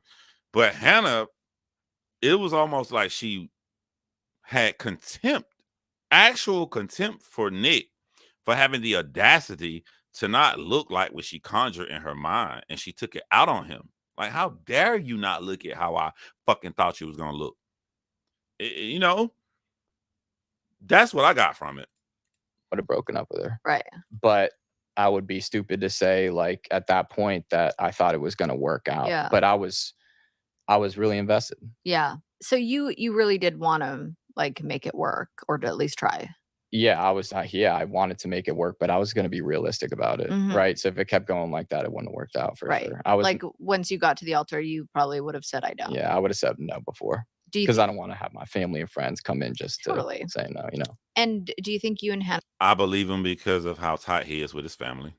could be friends now in the real world, or is that like the ship has sailed? I've tried.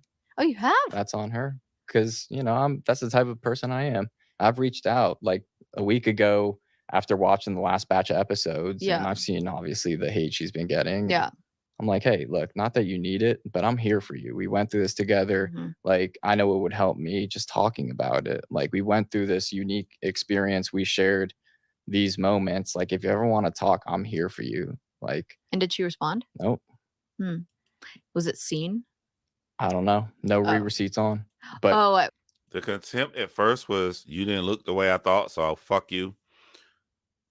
A whole year passed. She had sex with him again. The new contempt when the show came out had nothing to do with physical attraction or looks. It's been a year. But she got a second dosage of contempt. Her new contempt was, how dare America, well, I'm being arrogant when I say America. How dare the entire world like you and don't like me? That's the second. Am I using the wrong word when I say contempt? Is it contempt or envy? I like to get my words right. What is that, y'all? Y'all tell me in the comment section. Is that contempt or is that envy?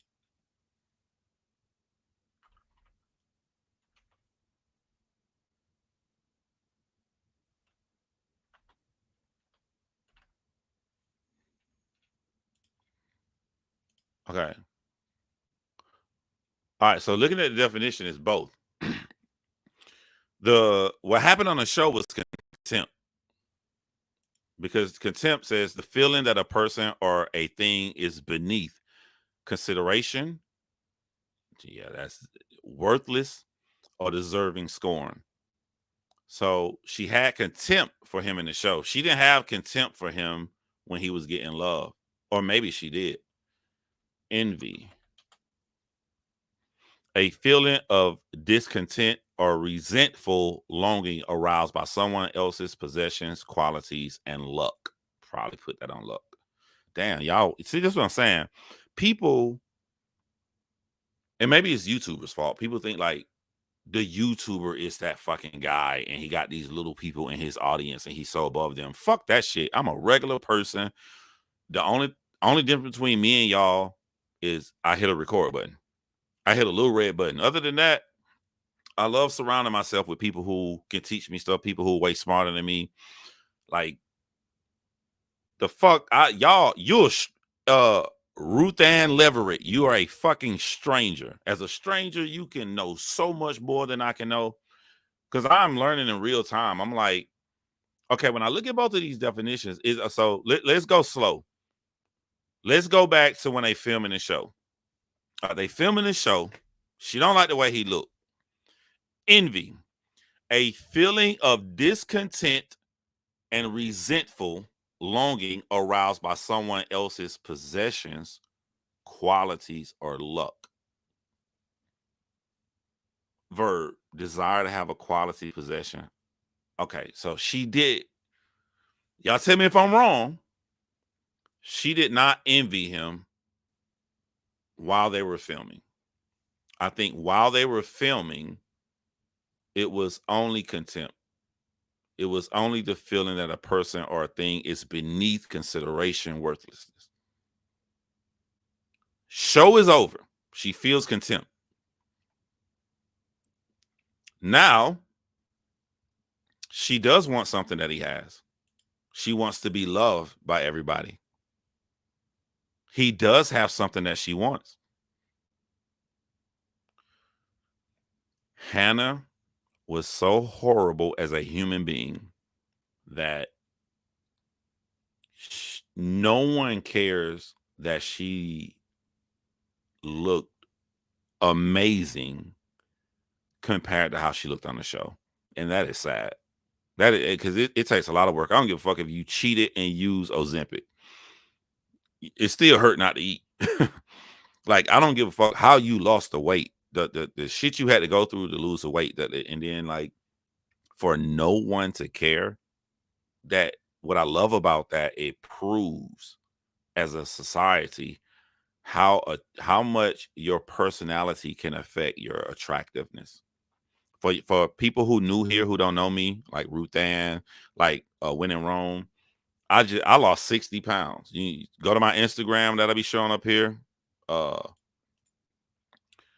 If you click on my Instagram, you'll see I lost 60 pounds, and I did it for health reasons, but it didn't affect my life socially because people like how I carry myself. People like the way I act. I have a great personality. I get along with everybody. So it didn't have any effect. It didn't have any effect on me getting women because I got women through my personality. So, like, it was, my life changed losing 60 pounds, only that I'm more healthy.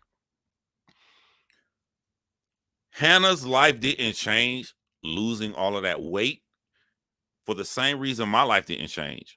Me and Hannah both kept the same personality. It's just that her personality was shit. And so people didn't give a fuck. It wasn't over DM. But she just blocked me 2 days ago. Oh, shit. On IG. Well, so do you think it's because her feelings are hurt that you commented on her looks? She commented on my looks every episode. Touche. Yeah. Touche. And it wasn't that. Like, I'll say it again. Like, Hannah's pretty. She's beautiful. But sometimes, like, with your looks comes your personality. And so it can make you a lot less attractive, some of the harsh things you say, because it does. The 10th time you hear it, it hurts. I mean, I've said it one way, where on The Bachelor, I like think there's a point where the women start getting professional hair and makeup because they get more beautiful, but that's because I'm falling in love with, like, their. How long did it take you to lose the weight? I started January 1st. I did the cliche New Year's resolution. I dropped 30 pounds by the end of February. I've probably been the same weight. If you look at my Instagram pictures since May, I think I dropped 60 pounds in like 5 months. What did I do to lose the weight? 0 carbs, 0 sugar. That was it. Groceries already came in consistently. I've already went over this with my live and shit. If I show you these empty bottles, 0 sugar, 0 carbs, vitamin water, 0 sugar, 0 carbs, tea. When I want to eat chips, they are what are they called? What the fuck, John? Oh my God. I'm so clean right now. Normally I show you an empty bag. I eat chips all the time. There's 0 carbs, 0 sugar chips. I just didn't put any carbs in my body, any sugar in my body. That was it. I did not work out. I didn't do any exercises. That's all I did. No carbs, no sugar. Not their character. Yeah, their character, like who they are. Yeah. And there's some girls where I'm like, oh God, they're getting uglier. Yeah, every day. and it's because they're a nasty person. And so I hear what you're saying, because I always thought, even on Love is Blind, like, I'll watch it, and the more I get to know someone, I'm like, God, they're stunning and they're so pretty. And I actually loved Hannah's vibe and look. But don't tell me you weren't a little bit turned on when she walked out at that reunion. Es la venta de un día en Macy's con regalos increíbles.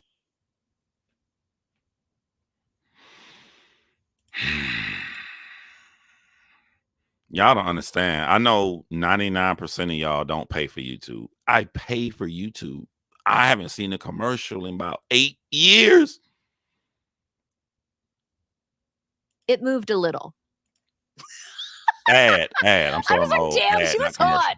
She does look hot, but Yeah. I also know You all already- of her, yeah, you- and I've been yeah, there, I done that. know. Okay, that's But fair. she is beautiful, and she does look beautiful now. Like Yeah. she, you know, she looked great. Yeah. The most attractive woman in Atlanta I went on a date on, and I hope she ain't watching this. Right? If you know who you are, if you secretly watching me, this woman is fucking stunning. Not only is she stunning, but she's a fucking writer. She got a degree in writing, just like I got a degree in writing. She writes scripts like we had everything in common. The nastiest attitude ever. And then we go on a date, and she just said, I ain't gonna say what she said. This motherfucker lifted her ass in the air with her pretty ass face and body and farted loud. The motherfucker at the table next to me looked at me. Why you looking at me? She farted. He looked at me like, damn, bro, you gonna take that? Got up and walked out. Never saw her face again. Y'all run around here think y'all men only care about how beautiful you are if they want to fuck. We don't care how beautiful you look if we looking for a serious relationship. We don't care. You know who you are. You know. Great. Yeah. Do you think she's auditioning? That was her audition to be on The Perfect Match. Have they already cast it? Hold on. I wasn't gonna say what she said, but ain't nobody finna make me look like I'm an asshole who getting mad because a woman simply couldn't hold it in. All right, this is what she said to me. She knows she's drop dead gorgeous with the body that people pay for. That's a BBL, but she didn't pay for it. She knows she that gorgeous. She looked at me and like, yeah. Niggas be thinking I look real good. You know what I'm saying? You know what I think? I think I can look a man in his eye. See, I'm looking at y'all. Y'all are me. I'm her. So she looking right in my eye. I know I can get a man do whatever I want to. I can do whatever I want to a man. He like my motherfucking look so much shit. The nigga just let me do anything to him. And that's when I don't respect the man.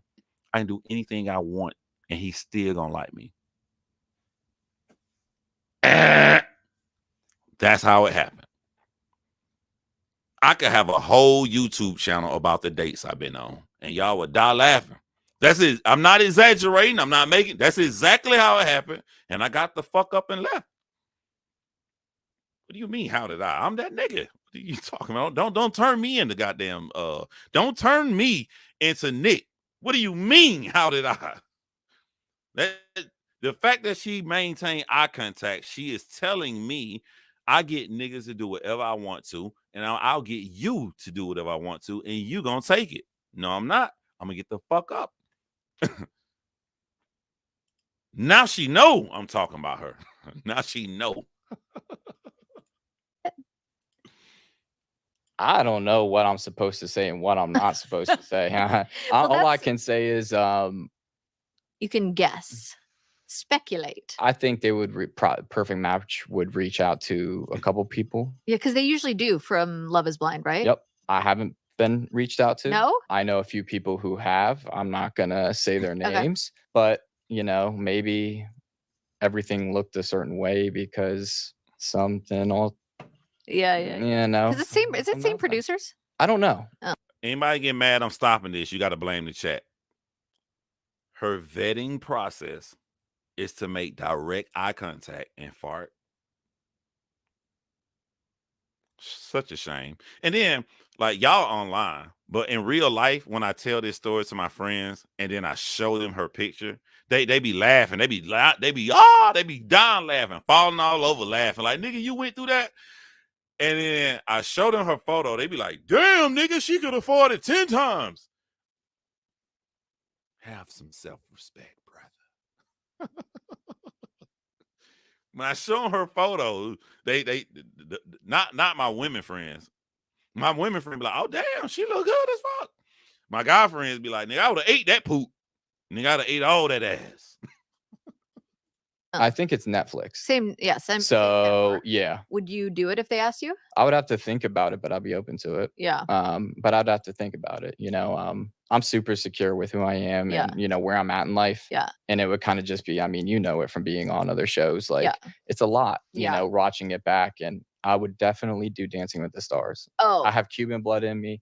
I got hips some don't lie. What was on your other things on your 90-day? It was to get in the best shape of my life. I Did work you? out. Girls I work up. out every day, and I'm not trying to be cocky, but Yeah. you know, coming from an athletic background, it's super important for me to be active. Yeah, Helps my mental, helps my physical, totally. and Y'all heard him in the pods talk about his athletic background. He work out every day. He's still saying he work out. Like, I want y'all to look at this right here. And I think this won't happen in the real world because you can see a guy. But on a show like Netflix, this is where women get confused. Ladies, I'm about to shock you. Nick looks like a guy that works out every fucking day. No, he don't, John. He's skinny.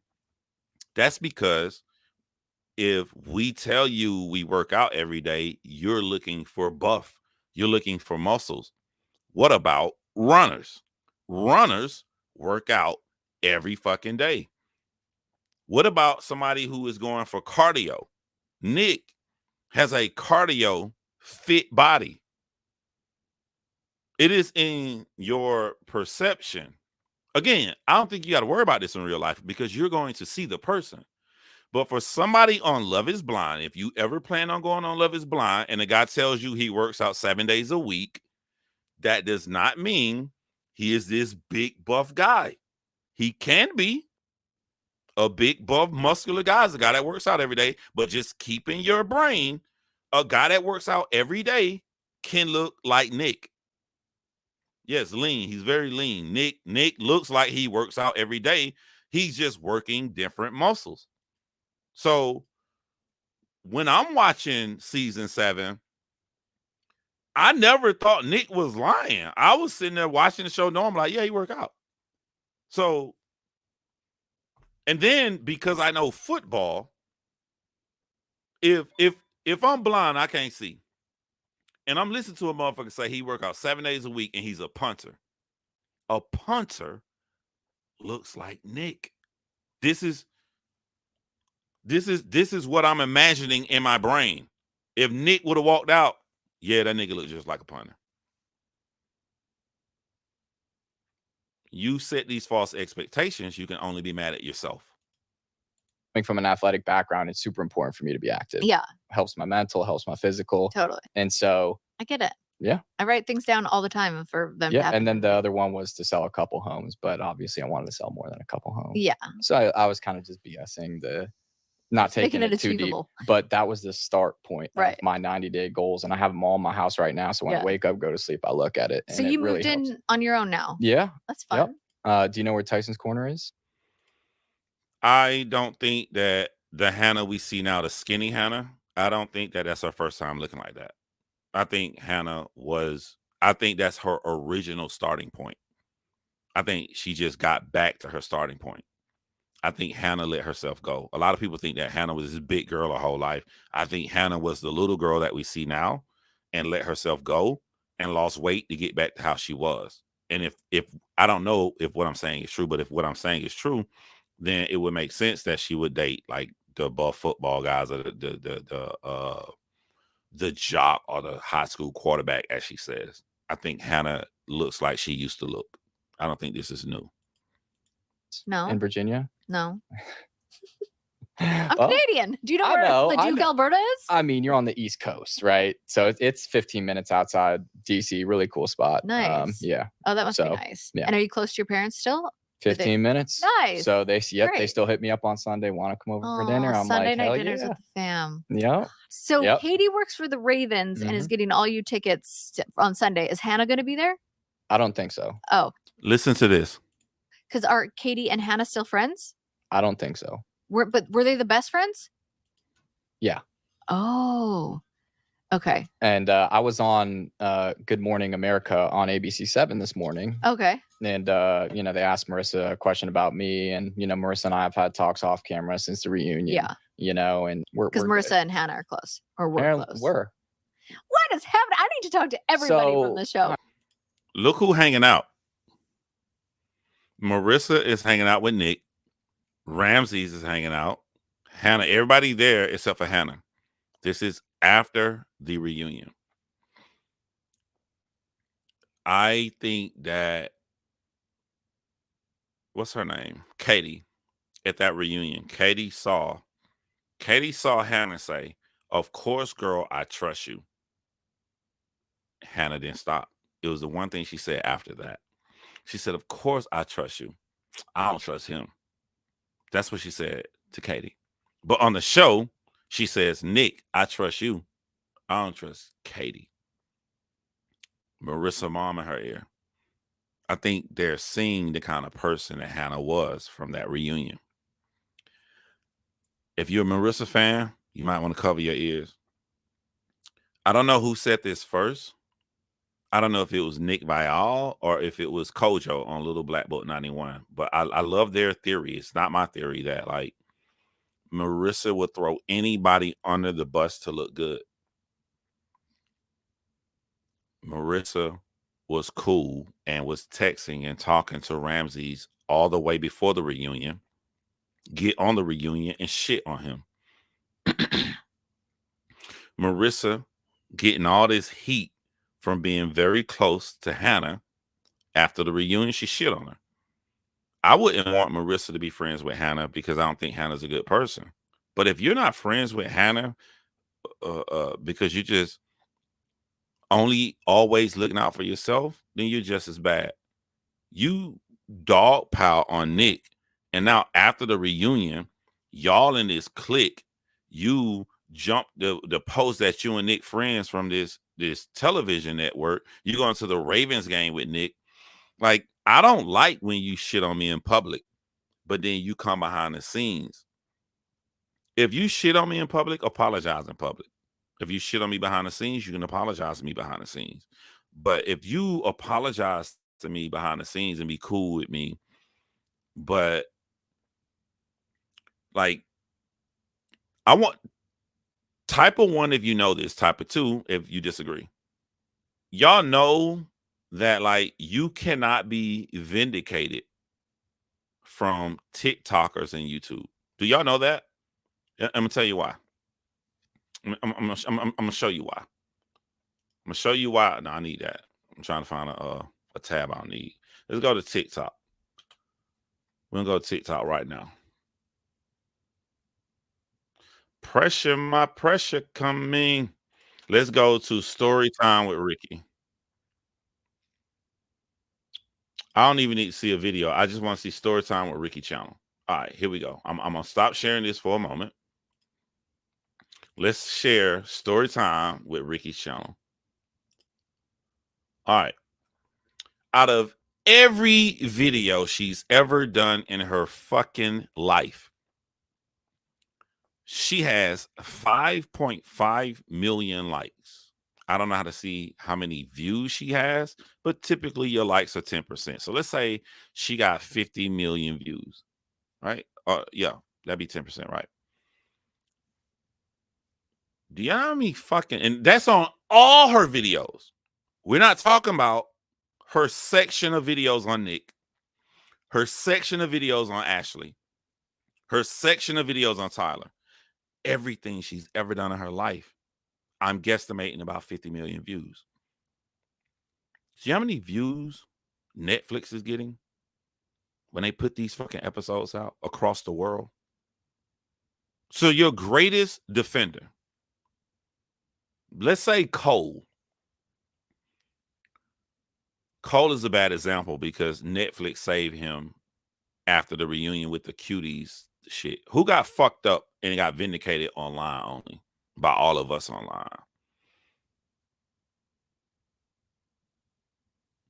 Who got fucked up but vindicated online on any season of Love is Blind? Y'all let me know.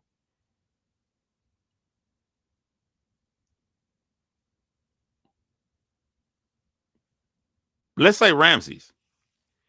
Ramses looked like a class A horrible fucking villain. You go watch Ramses' video or interview on Marsha, but we love Marsha though. That was Nick and Vanessa look fucking bad. Nick and Vanessa. I would say Ramses is a good thing because once you watch Ramses' interview from Nick Viall, you get better context. Even if you don't like his actions, you be like, if you fucking hate Ramses and you watch his interview with Nick Viall, you be like, Okay, I can kind of understand. I get it a little bit. I get a little bit.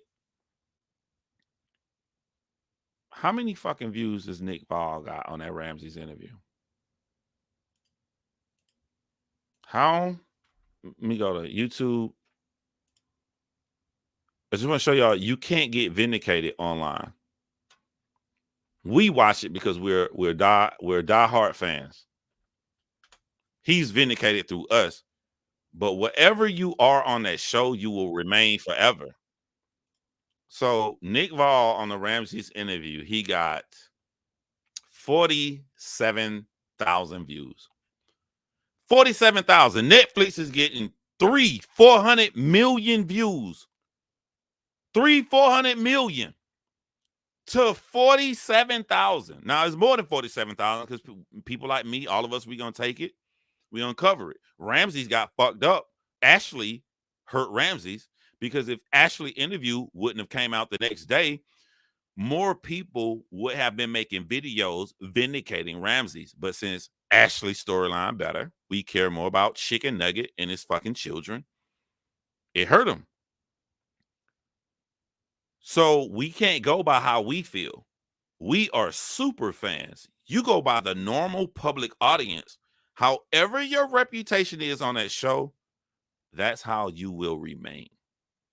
Even the biggest people like Jesse Wu and Storytime with Ricky, they can't fucking help you with the greatest intent that they have because they will never reach the amount of viewers who don't give a fuck. You know how many people watch Netflix and don't get on YouTube, don't ever open their YouTube?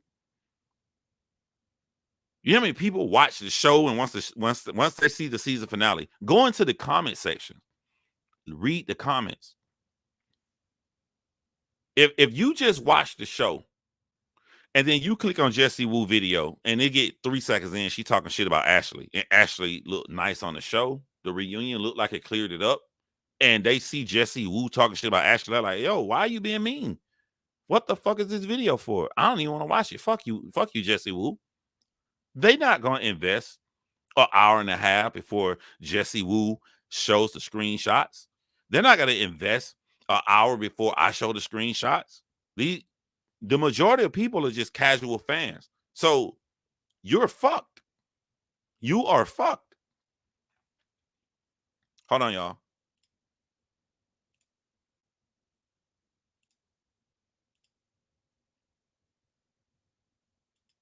A question about me, and Marissa and I have had talks off camera since the reunion. Yeah.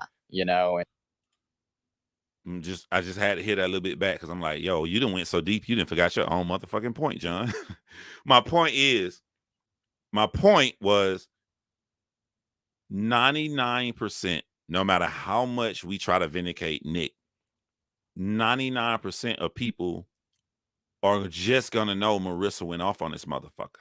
They're not gonna know that Marissa and him is cool, and that's why I don't accept an apology behind the scenes. Cause you get to have your cake and eat it too. You shit on me. You shit on me, and it's gonna stay forever because nobody on social media views will ever match Netflix views. So you shit on me, and then you get to come behind the scenes and be cool with me, so I don't get mad at you. Fuck you. That's the point I was trying to get to. when we're Because we're Marissa good. and Hannah are close, or we're Apparently close. we're.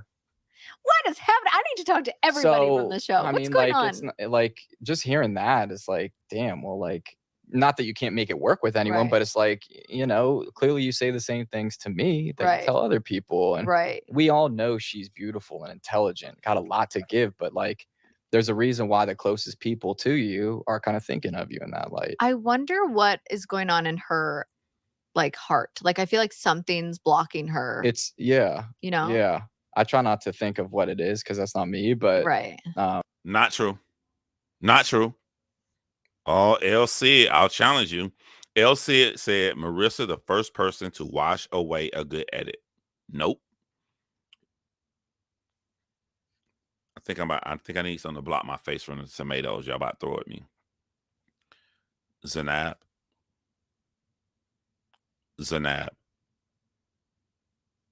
The difference between Cole and Nick is that we recognize through the bullshit that Nick is a good person.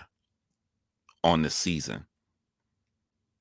Your lasting imprint from season 3 that has gone through the past 2 years since season 3 is that Cole is cool. Don't let that trick you. You did not think Cole was cool until the reunion. When that reunion started, nobody hated. I ain't gonna say nobody, that's a strong word. Most people didn't have the hate and vitriol for Zanab. Zanab sealed her fate at the reunion the same way Marissa did. Just go back. Zanab showed us, girl, you cute. Why you so insecure? But she wasn't offensively insecure. She wasn't being offensive. It was just like, yo, you need to have more confidence in yourself, bro. We didn't see it until the reunion and the cuties. Yeah, Tyler had a really good edit. And that's why people are frustrated in the comment section. People are forgetting that we are super fans. The average person is not watching none of this shit. So the average person is this is gonna make y'all mad. 85% of people who watch season 7 believe that Tyler donated sperm for a lesbian couple and they cleared it up at the reunion. I know that sounds crazy to us super fans who watch it. I'm telling you, 80%. I'm gonna go even harder. This is gonna shock y'all, but I'm willing to stand on this. 90 to 95%, and we talking about hundreds of millions of people across the entire globe that watch this show. 95% of people has never seen Bry's interview, Bry's videos. 95% of people have not seen Bry's ex-wife interview. 95% of people don't know the fucking post that Bry's mother did. We are super fans. And sometimes we are out of touch with reality. The reality of the situation is Ashley and Tyler will get away with this if they stay the same, because 95% of the people are just going to watch the show and the reunion and it looked like it wrapped up nicely in a bow. I think deep inside you guys know this. This is why we get so much hatred for Nick and Vanessa for not asking the right questions. They will get away with this. Trust me. Yeah, I mean, that's probably. for her to think of and for her to work on. And but they used to be besties. wow, Katie and Hannah. Yeah. No. But now you are, and you get to go to games. Yeah. Fun. Pretty sweet, Who right? else is going to be there on Sunday? It'll be Alex, Yeah. Monica, me, Marissa, Ramses, Tyler, Ashley, and I think that Marissa cold-blooded, bruh. Remember, this is filmed right after the reunion. He's sitting here calm and cool. Marissa, I'm going to shit on you. I'm going to shit on Ramses. All right. Hold on. Whoa. They're not liking Hannah? They're not liking Hannah? Okay.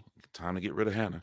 Hey, Ramses, Nick, come on. We going to the Ravens game with Katie. Marissa, cold motherfucker, boy. and Bowden, and I think that's it. And are you guys all friends with Steven or no? Yes, Steven's cool. Oh, okay. You know, I'm friends with everybody. You know, just some more I talk to some people more than others. Yeah. You know, Who are you the closest with? Tyler, Ashley, Yeah. Garrett, Taylor. Why do Yeah, people? you're right. People You're are right, messaging me Elsie. being like, "Ask people about the tea on Tyler," but I'm like, didn't we already go over that at the reunion? I think we did. Yeah. Yeah. I mean, in anyways, I wouldn't talk about it. Yeah, You know, because yeah. I don't even talk to him about it. Right. That's none of my business. So true. Yeah. That's very fair. The married couples are so cute. They're cute. Like, yeah. really. I like them sweet. both, and they're both perfect for each other, which is crazy because it does work. I love that they talk about Garrett's glow up because it was like I didn't even finish watching and I was like, who is this guy? And I was like, holy shit, that's Garrett. That's him, right? Yeah, totally different dude. Well, Was he just like, I mean, same, but different? Yeah. Was he like, I'm gonna do this transformation, or was he? What? I saw a picture on Instagram 2 months ago and his hair was different. He was dressing like all sexy and kind of rugged and shit. Yeah. And I'm like, dude, what's Yeah. up? That's all. You know, and so This was filmed shortly after the reunion. He's like, I'm a star now. yeah. That's Hollywood, baby. Yeah, grow the hair out. Showbiz. And yeah, I'm sure Taylor had a little influence on that because she's stylish. Yeah. Oh, I loved all her outfits. Would you, and I'm sure you've talked about this or thought Yo, since they getting away scot-free clean, I do want to say this. I would never date Taylor. And I think Taylor is an attractive woman. If you sit me down and you tell me so many guys have cheated on me and all this trauma I got, a motherfucking woman come in my inbox and I look at this shit and I be like, look, I'm in a relationship. And this is the beginning, the triggers Taylor would give me while not on the same level or the same similar triggers I get if I date Alex. Alex called a man a sensitive bitch on the first argument. I am out. Alex calling me a sensitive bitch on our first argument is no different than that woman goddamn farting on that date. Out of here. Taylor showed me this and she crying all night. Taylor, at that costume party, Taylor was looking like she caught this nigga cheating. Taylor, like, nah, I'm glad it worked out for them. I would have been out. I'm not dealing with that shit. So I'm glad it worked out for him, but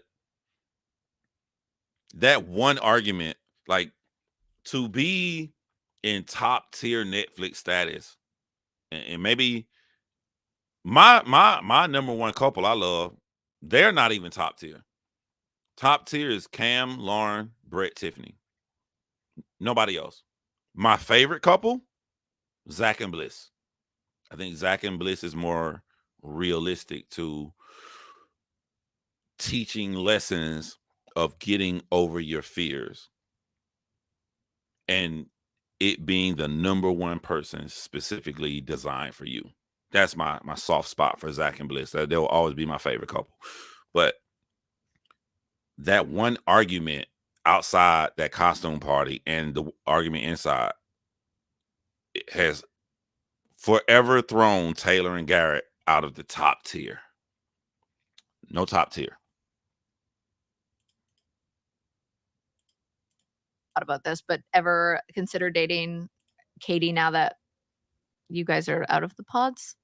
Guys, you need better hair care. Pros is a personalized made-to-order.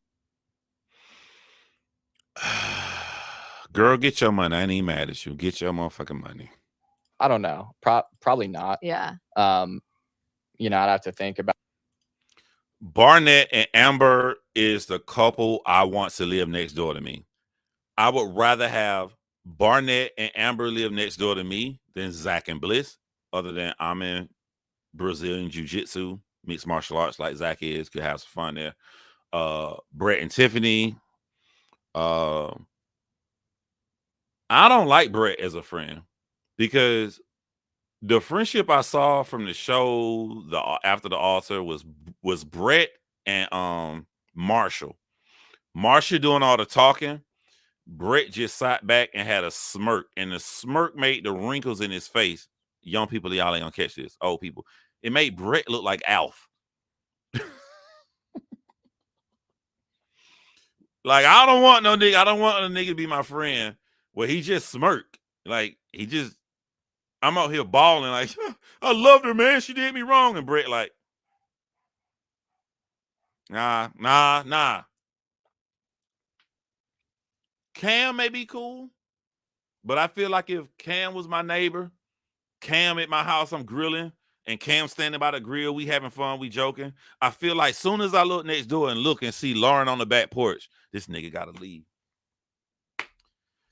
5, 4, 3, 2, Lauren speed go. Cam!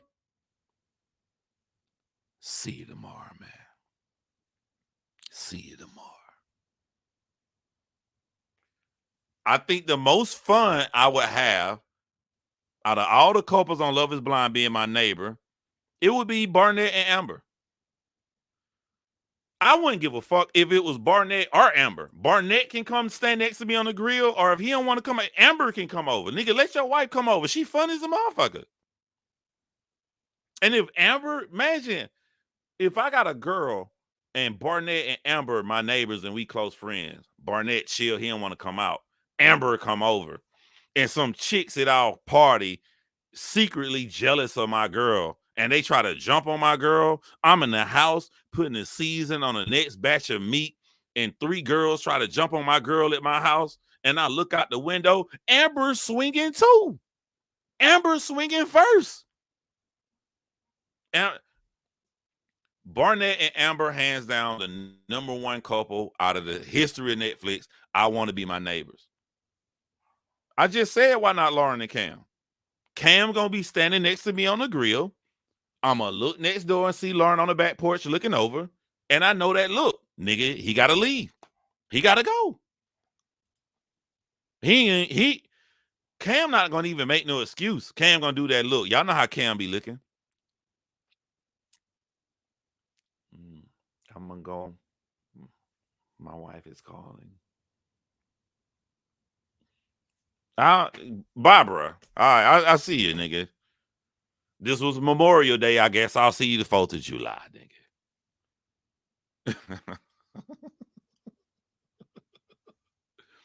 nigga. Yeah. That nigga is wrapped up in some panties.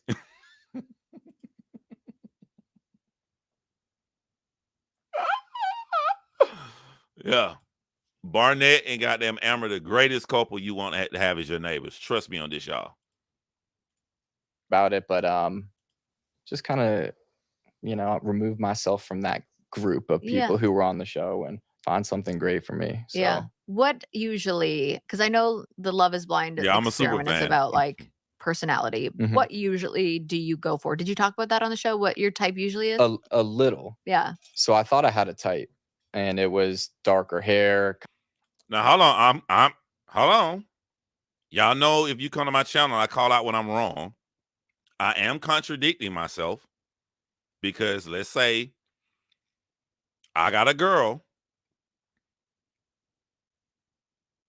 I'm friends with Amber and Barnett. I'm friends with Cam and Cam and Lauren. Amber and Barnett. Who else a good couple? I'm friends with Brett and Tiffany. So I'm in the group chat. Me, Barnett, Cam. I keep forgetting one. Me, Barnett, Cam, and Brett. And we plan, let's say Zach. Let's throw Zach and Bliss in there. So I'm in the group chat. Me, Barnett, Cam, Brett, and Zach. Hey, let's go up to the cabin, my nigga. You know what I'm saying? No, Georgia, nigga, take beer and stuff. We can fish and all that shit. Y'all want to go? Everybody gonna say, yeah, let's go. Now, ladies, the second time a man goes into a group chat and asks the same question, the first time to see if the guys say yes. The second time you ask that question, you're really saying, is your girl gonna let you? Y'all really want to go? That's that second time. Zach is a clear yes. Zach gonna check with Bliss, but Bliss Bliss is gonna be like, baby, that's your friends. If you want to go, I support it. I'll be here with the baby. Goddamn, Zach got it good, boy. Zach, do you know how good you got it? By the way, if y'all new to my channel, Zach is the only one of all seasons that contacted that I spoke to in private. Zach is a clean yes. Now, while I said Amber and Barnett, I want to be my neighbors, this nigga got an uphill battle. This nigga got a serious uphill battle to go on this motherfucking trip with me. He gonna get to go on a trip with me only because I'm going to pass Amber's background check. I'm going to pay, but if I don't,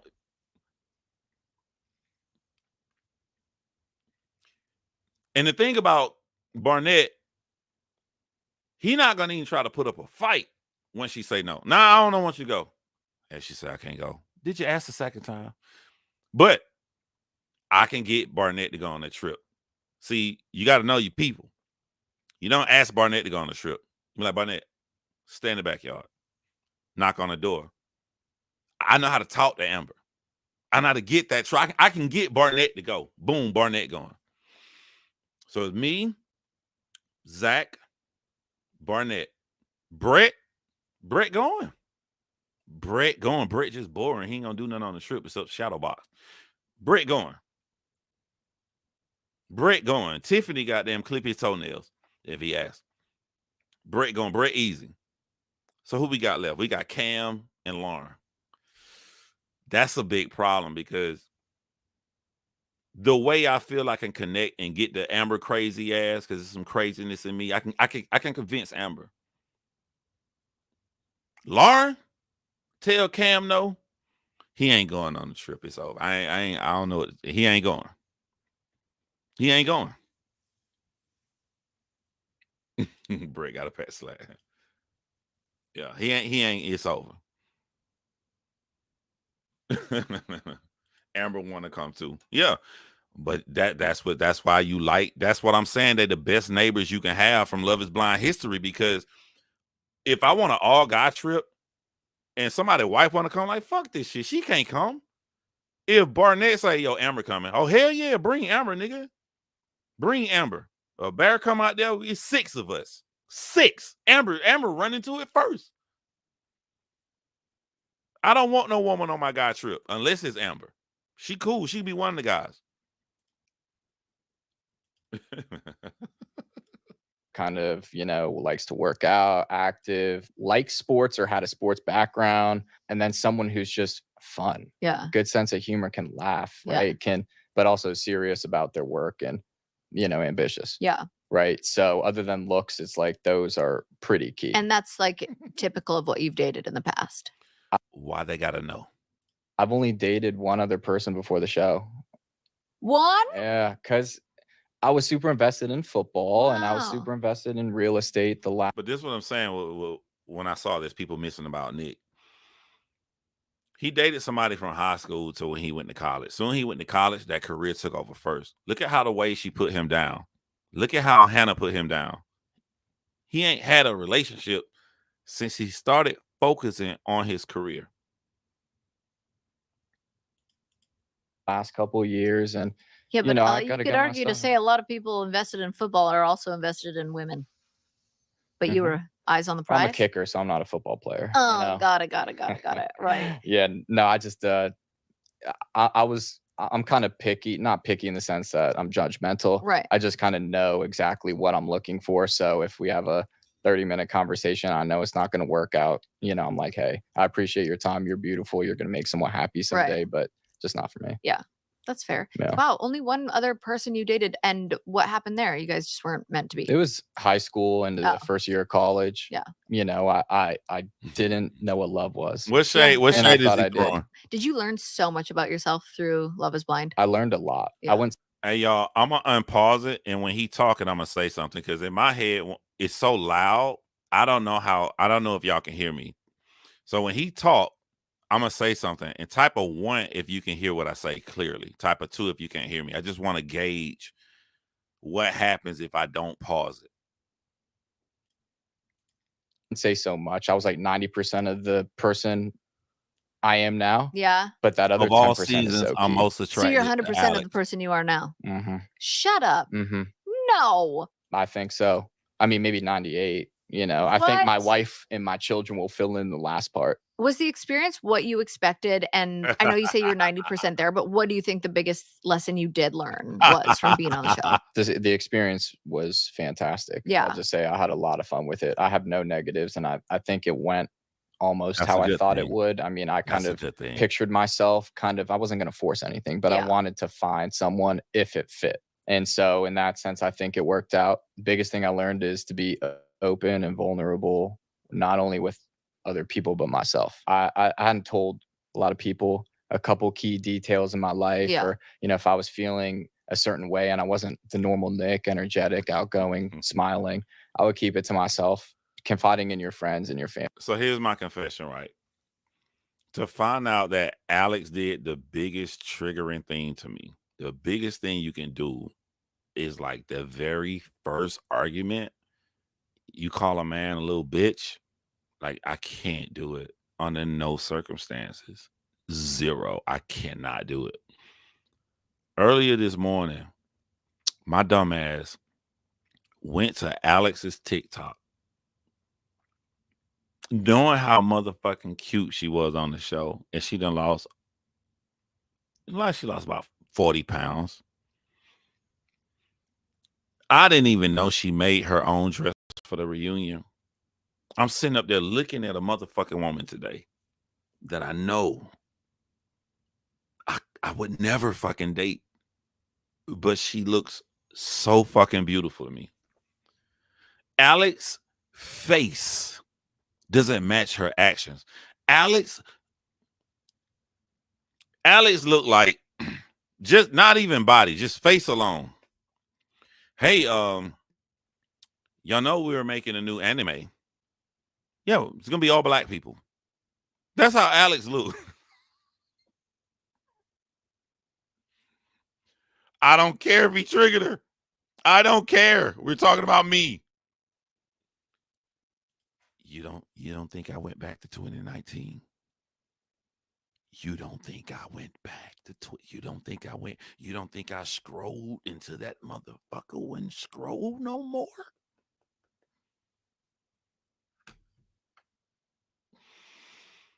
And I was telling myself, just leave, bro. There's nothing good gonna come from you. Just leave. I couldn't leave. I couldn't leave. I'm just telling you my taste, my preference. I couldn't leave. It was the most bittersweet moment.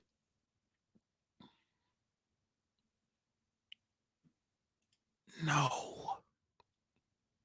You don't think I saw the different Halloween costume? You don't think I saw the white angel costume? You don't think I saw the sleeping beauty costume? Girl, I would have cleaned that motherfucker room. I would have cleaned. I would have cleaned the room and made the wings.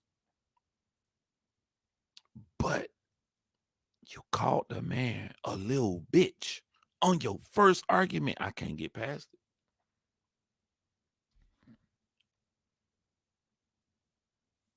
This is me pretending like I'm blocking myself. I'm blocking myself from Alex TikTok. This is me pretending like I'm doing it. I just blocked myself. Family it's such a relief, and I tell my friends I love them all the time now, because you never know when your last moment or day, with them is going to be. So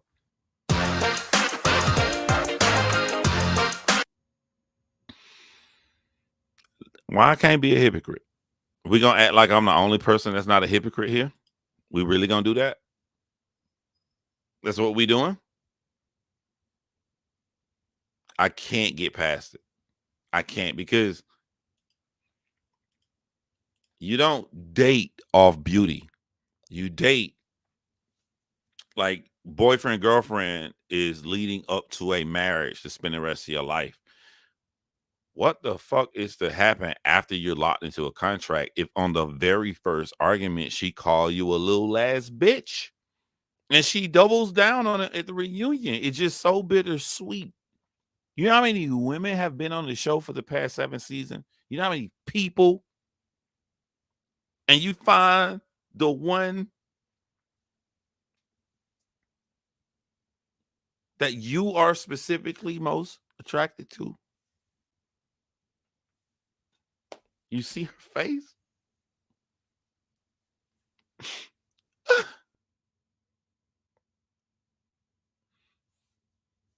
I don't know why that's showing up, because I blocked it. I don't know. I don't know why. TikTok be tripping. TikTok be tripping.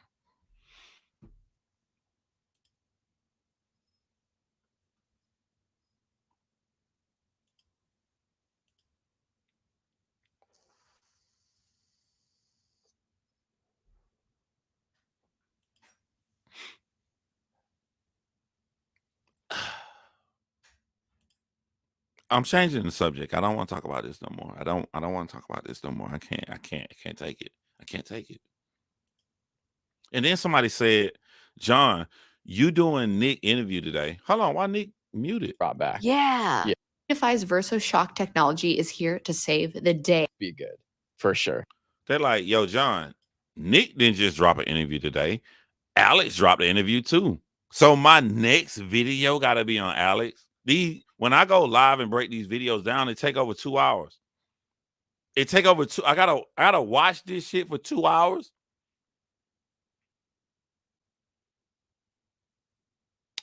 Look, this is me researching for my next video. Let me see. Did Alex do a video today? Alex Love is Blind interview.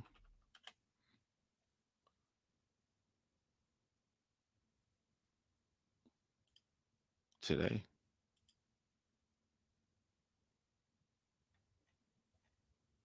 I don't see it. Good. Somebody lied. Thank God. Thank God. Thank God. It's not real. She hasn't done. I don't see a new interview. We good. I think I think that would be cool. Another spinoff would be instead of like the 25 to 35-year-olds, let's do 45 to 55. Ooh, Or let's like do 50 like to a 60. senior. Like the Golden Bachelor. Yeah, exactly. Let's see these old people get into it. You know what? I guarantee they will do that because the Golden Bachelor did really well. Like It did really well. yeah, ratings wise, yeah. it did And now they really have well. the Golden Bachelorette. Yes, right? Yeah, I Yeah. love. Well, maybe that can be you one day. I know. I hope that's what I hope you find love before. No, that's what I joked. I was All right, so I missed one because I know Nick did it 4 times, and he don't do it anywhere after this. So we counted 3. So John, tell us, why was you holding up the fingers every time Nick got arrogant? Look how far and few Alex was feeling me. When?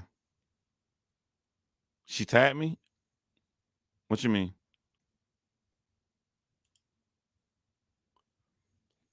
You give me our subject.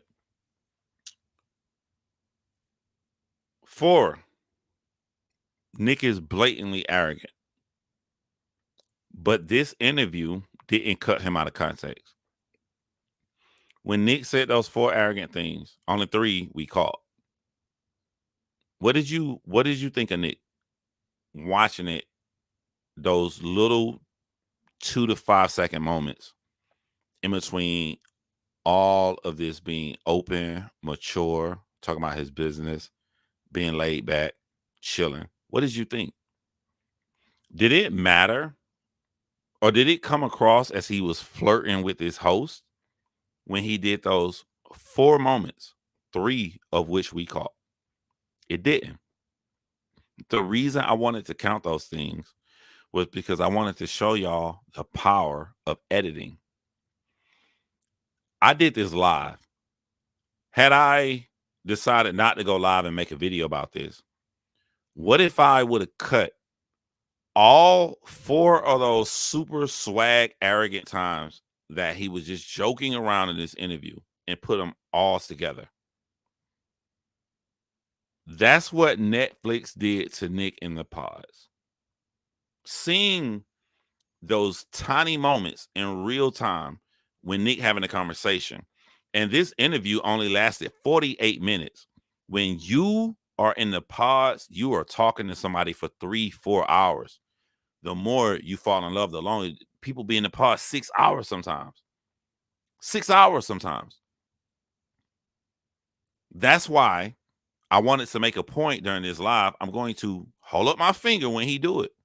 I held up 3 because I missed the first one. I know he did one before that. But even if I would have caught the first one, those 4 moments lasted collectively together a mere 10 to 15 seconds during this long ass fucking interview. This is why people go on the reunion and try to tell you they cut you out of context. They try to build a character. I know for a fact with my editing skills, I could have made Nick look like a douchebag in this interview that he was not a douchebag in. I promise you I could have done it with ease. I could have done it. Even so, adding on those 4 times, I could have took this clip we paused on, and then I could have took this, zoomed in on Nick's face, put an arrow from his eyes to her eyes, put a note on it, and made it look like he's trying to get out. I could have made this nigga look nasty. But when we look at it, unedited, unfiltered, he's just a mature man having a nice conversation with someone.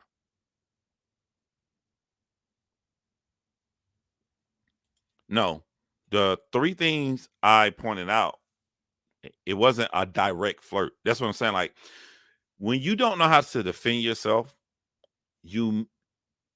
people can easily gaslight you. If Hannah had my skills and Hannah watched this interview and Hannah be like, I'm gonna tell you what you did wrong, and she would have just cut those segments up, she would have gave it to Nick. This is what you do, Nick. You're flirting, Nick. You're flirting, Nick. Nick would have saw those clips and Nick would have been like, well, I'm sorry. This is something I'm working on. This is something I'm trying to get better at, because he's shown he's always been that way. He's being gaslit and he making his abuser look justified because he doesn't know how to defend himself.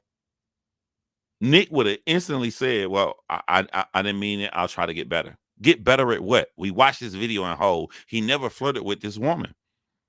He never did it. That's what happened on the show.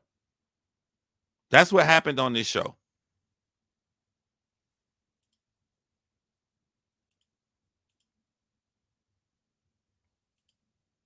That's why I was nervous about Nick ever doing an interview. He was going to take the blame for anything, even though there was nothing to take the blame for. Nick is lucky that he did an interview with this woman because she seems like a professional that made him feel very, very comfortable. Because, put it like this, what if Jessie Woo hated Nick and he went on her show?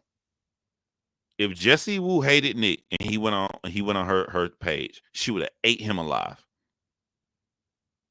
Easy.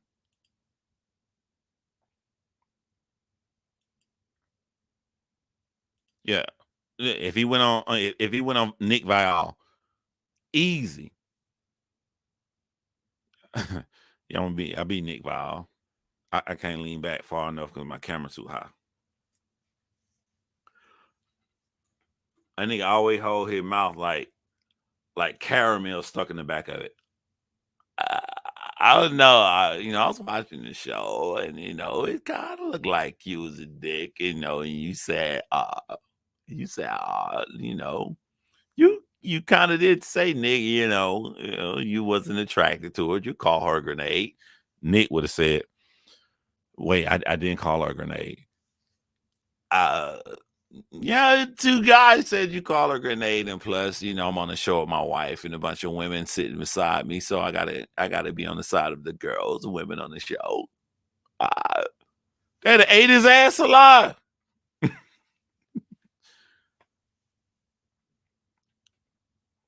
Nick Viall, why do you always talk like you got a noun later on the side in the back? Nick Viall talk like he got a noun later on his wisdom too. I just kind of figured, you're just a player.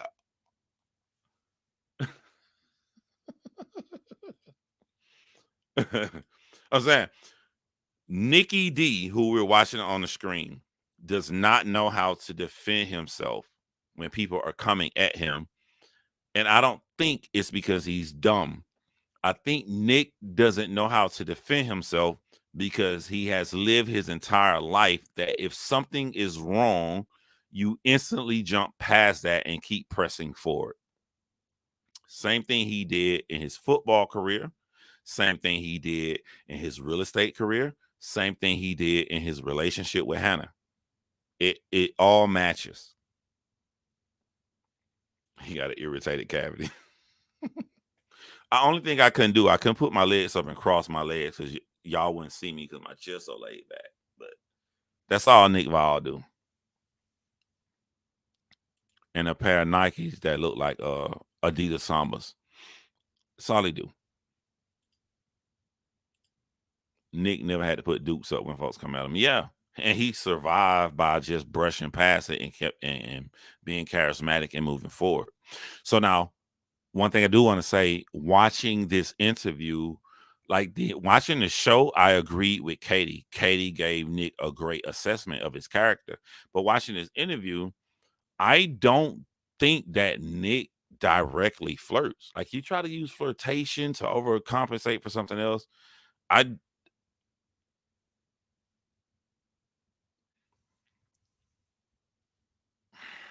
What's the word I'm looking for? It's more of a non-harming, non-offensive immaturity. I just hate the word immaturity because it's so strong. Because let's look at the third example I gave when I held up my third finger. It was when she said, okay, so you admit that, you had some reservations about Hannah physically. What about Hannah having reservations with you physically? He said she shouldn't have. I don't think that was flirting. I think that Nick is thinking being charismatic and he's quick with it to say something gonna make somebody laugh.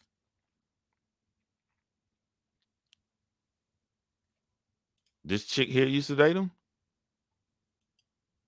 I don't think what people are saying that Nick flirts. I don't think it's that serious. I don't even think he remember what the fuck he say. He just come out with quips. It's not that deep. And the entire world tried to take up for Cole after the Cuties incident. And as we took up for Cole, 2 months after that, after the altar came out, Cole saw some lady there and he kept saying the most off-putting shit. And for everybody trying to take it with Cole, we were like, Cole, shut up. Shut up. Because Cole can't help it. Cole doesn't mean any harm. Cole is totally oblivious. I think it was some lady who he was shocked. It was somebody's mom, and she looked very young. And Cole just stood out. You can see the people face like, yo, man, shut up. He just wouldn't let it go. He's just awkward in that way. Like, yeah, you look very young. He just kept saying the shit till it was well past being comfortable. But Cole meant no harm. That awkwardness that Cole does weird shit like that, Nick does it too. It just comes in a different form that comes across as flirting. But I don't think that the guy flirts at all. I don't think he flirts at all.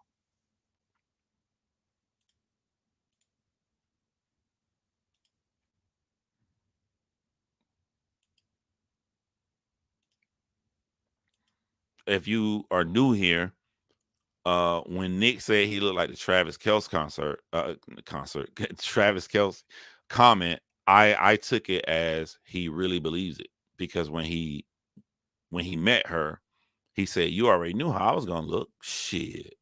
You already knew. I told you how I look, and you see me in the flesh.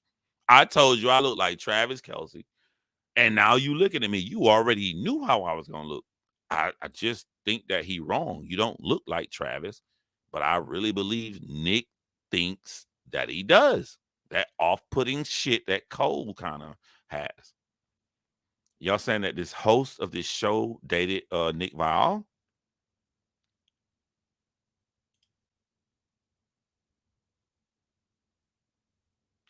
Let me go, since I got TikTok pulled up. Y'all saying she dropped another fucking video. Pin. Nope, she hasn't.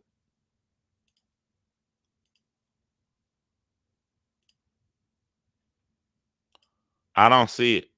I don't see what she posted 1 hour ago. If you're talking about YouTube, it says pin. The first one after Pen is the one that I played on my live last night with. It's called Incoming Receipts. That's the latest video that Storytime with Ricky has on TikTok. So unless you're talking about she posted her TikTok from yesterday on her YouTube, she has not made a new video.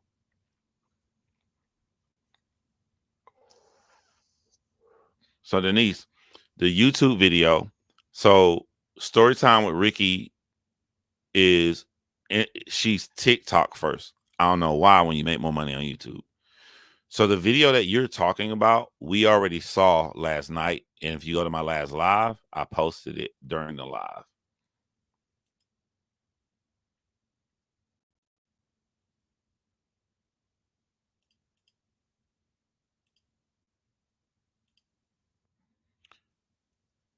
All right, let me go to it because I could be wrong. Let me pull up Storytime with Ricky.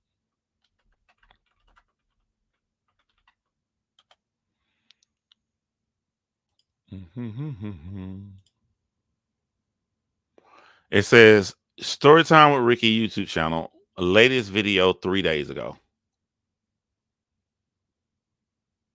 I don't know what you mean. Her latest YouTube was 3 days ago. Her latest video on TikTok was last night, which I already played. She did an interview. All right, let me type in Storytime Ricky. Let me type in filters. Let me type in today.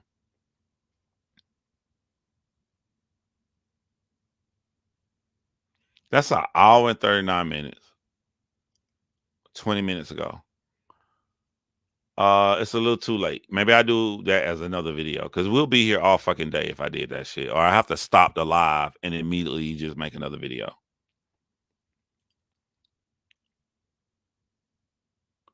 YouTube checks are way bigger than TikTok checks.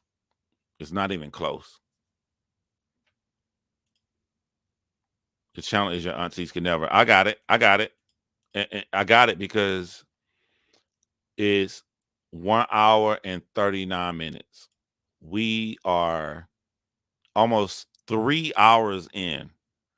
So if y'all want me to do it now, I'll do it now, but I would have to stop this live. Please stop. Don't text Alex Bird name in my chat. Don't do that. I don't want nobody to text Alex Bird name in my. I don't want to see it. I don't want to see it. I need to work on myself and get past this. I need to work on myself. And y'all not helping me when you type her name in. Y'all got to give me the space and time to get over this. Okay? Give me the time. Now, if y'all want me to, this is what I'll do. This isn't about you, John. All right, let me end this live, and then I'll do another live on Ricky's interview. But yo, is she saying some juicy shit, some new shit?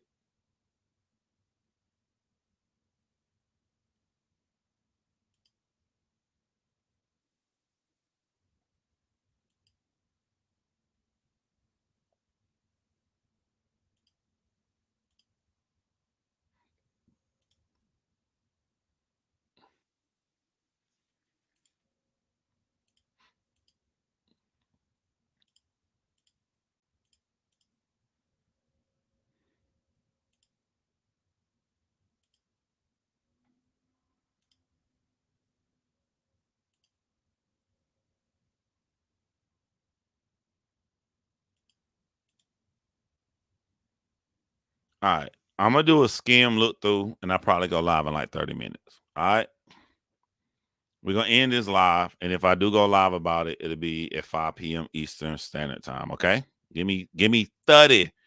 And when I say give me 30 minutes, I'm ending the live and I'm going to go check it out. I'm not going to Alex's social media. Okay.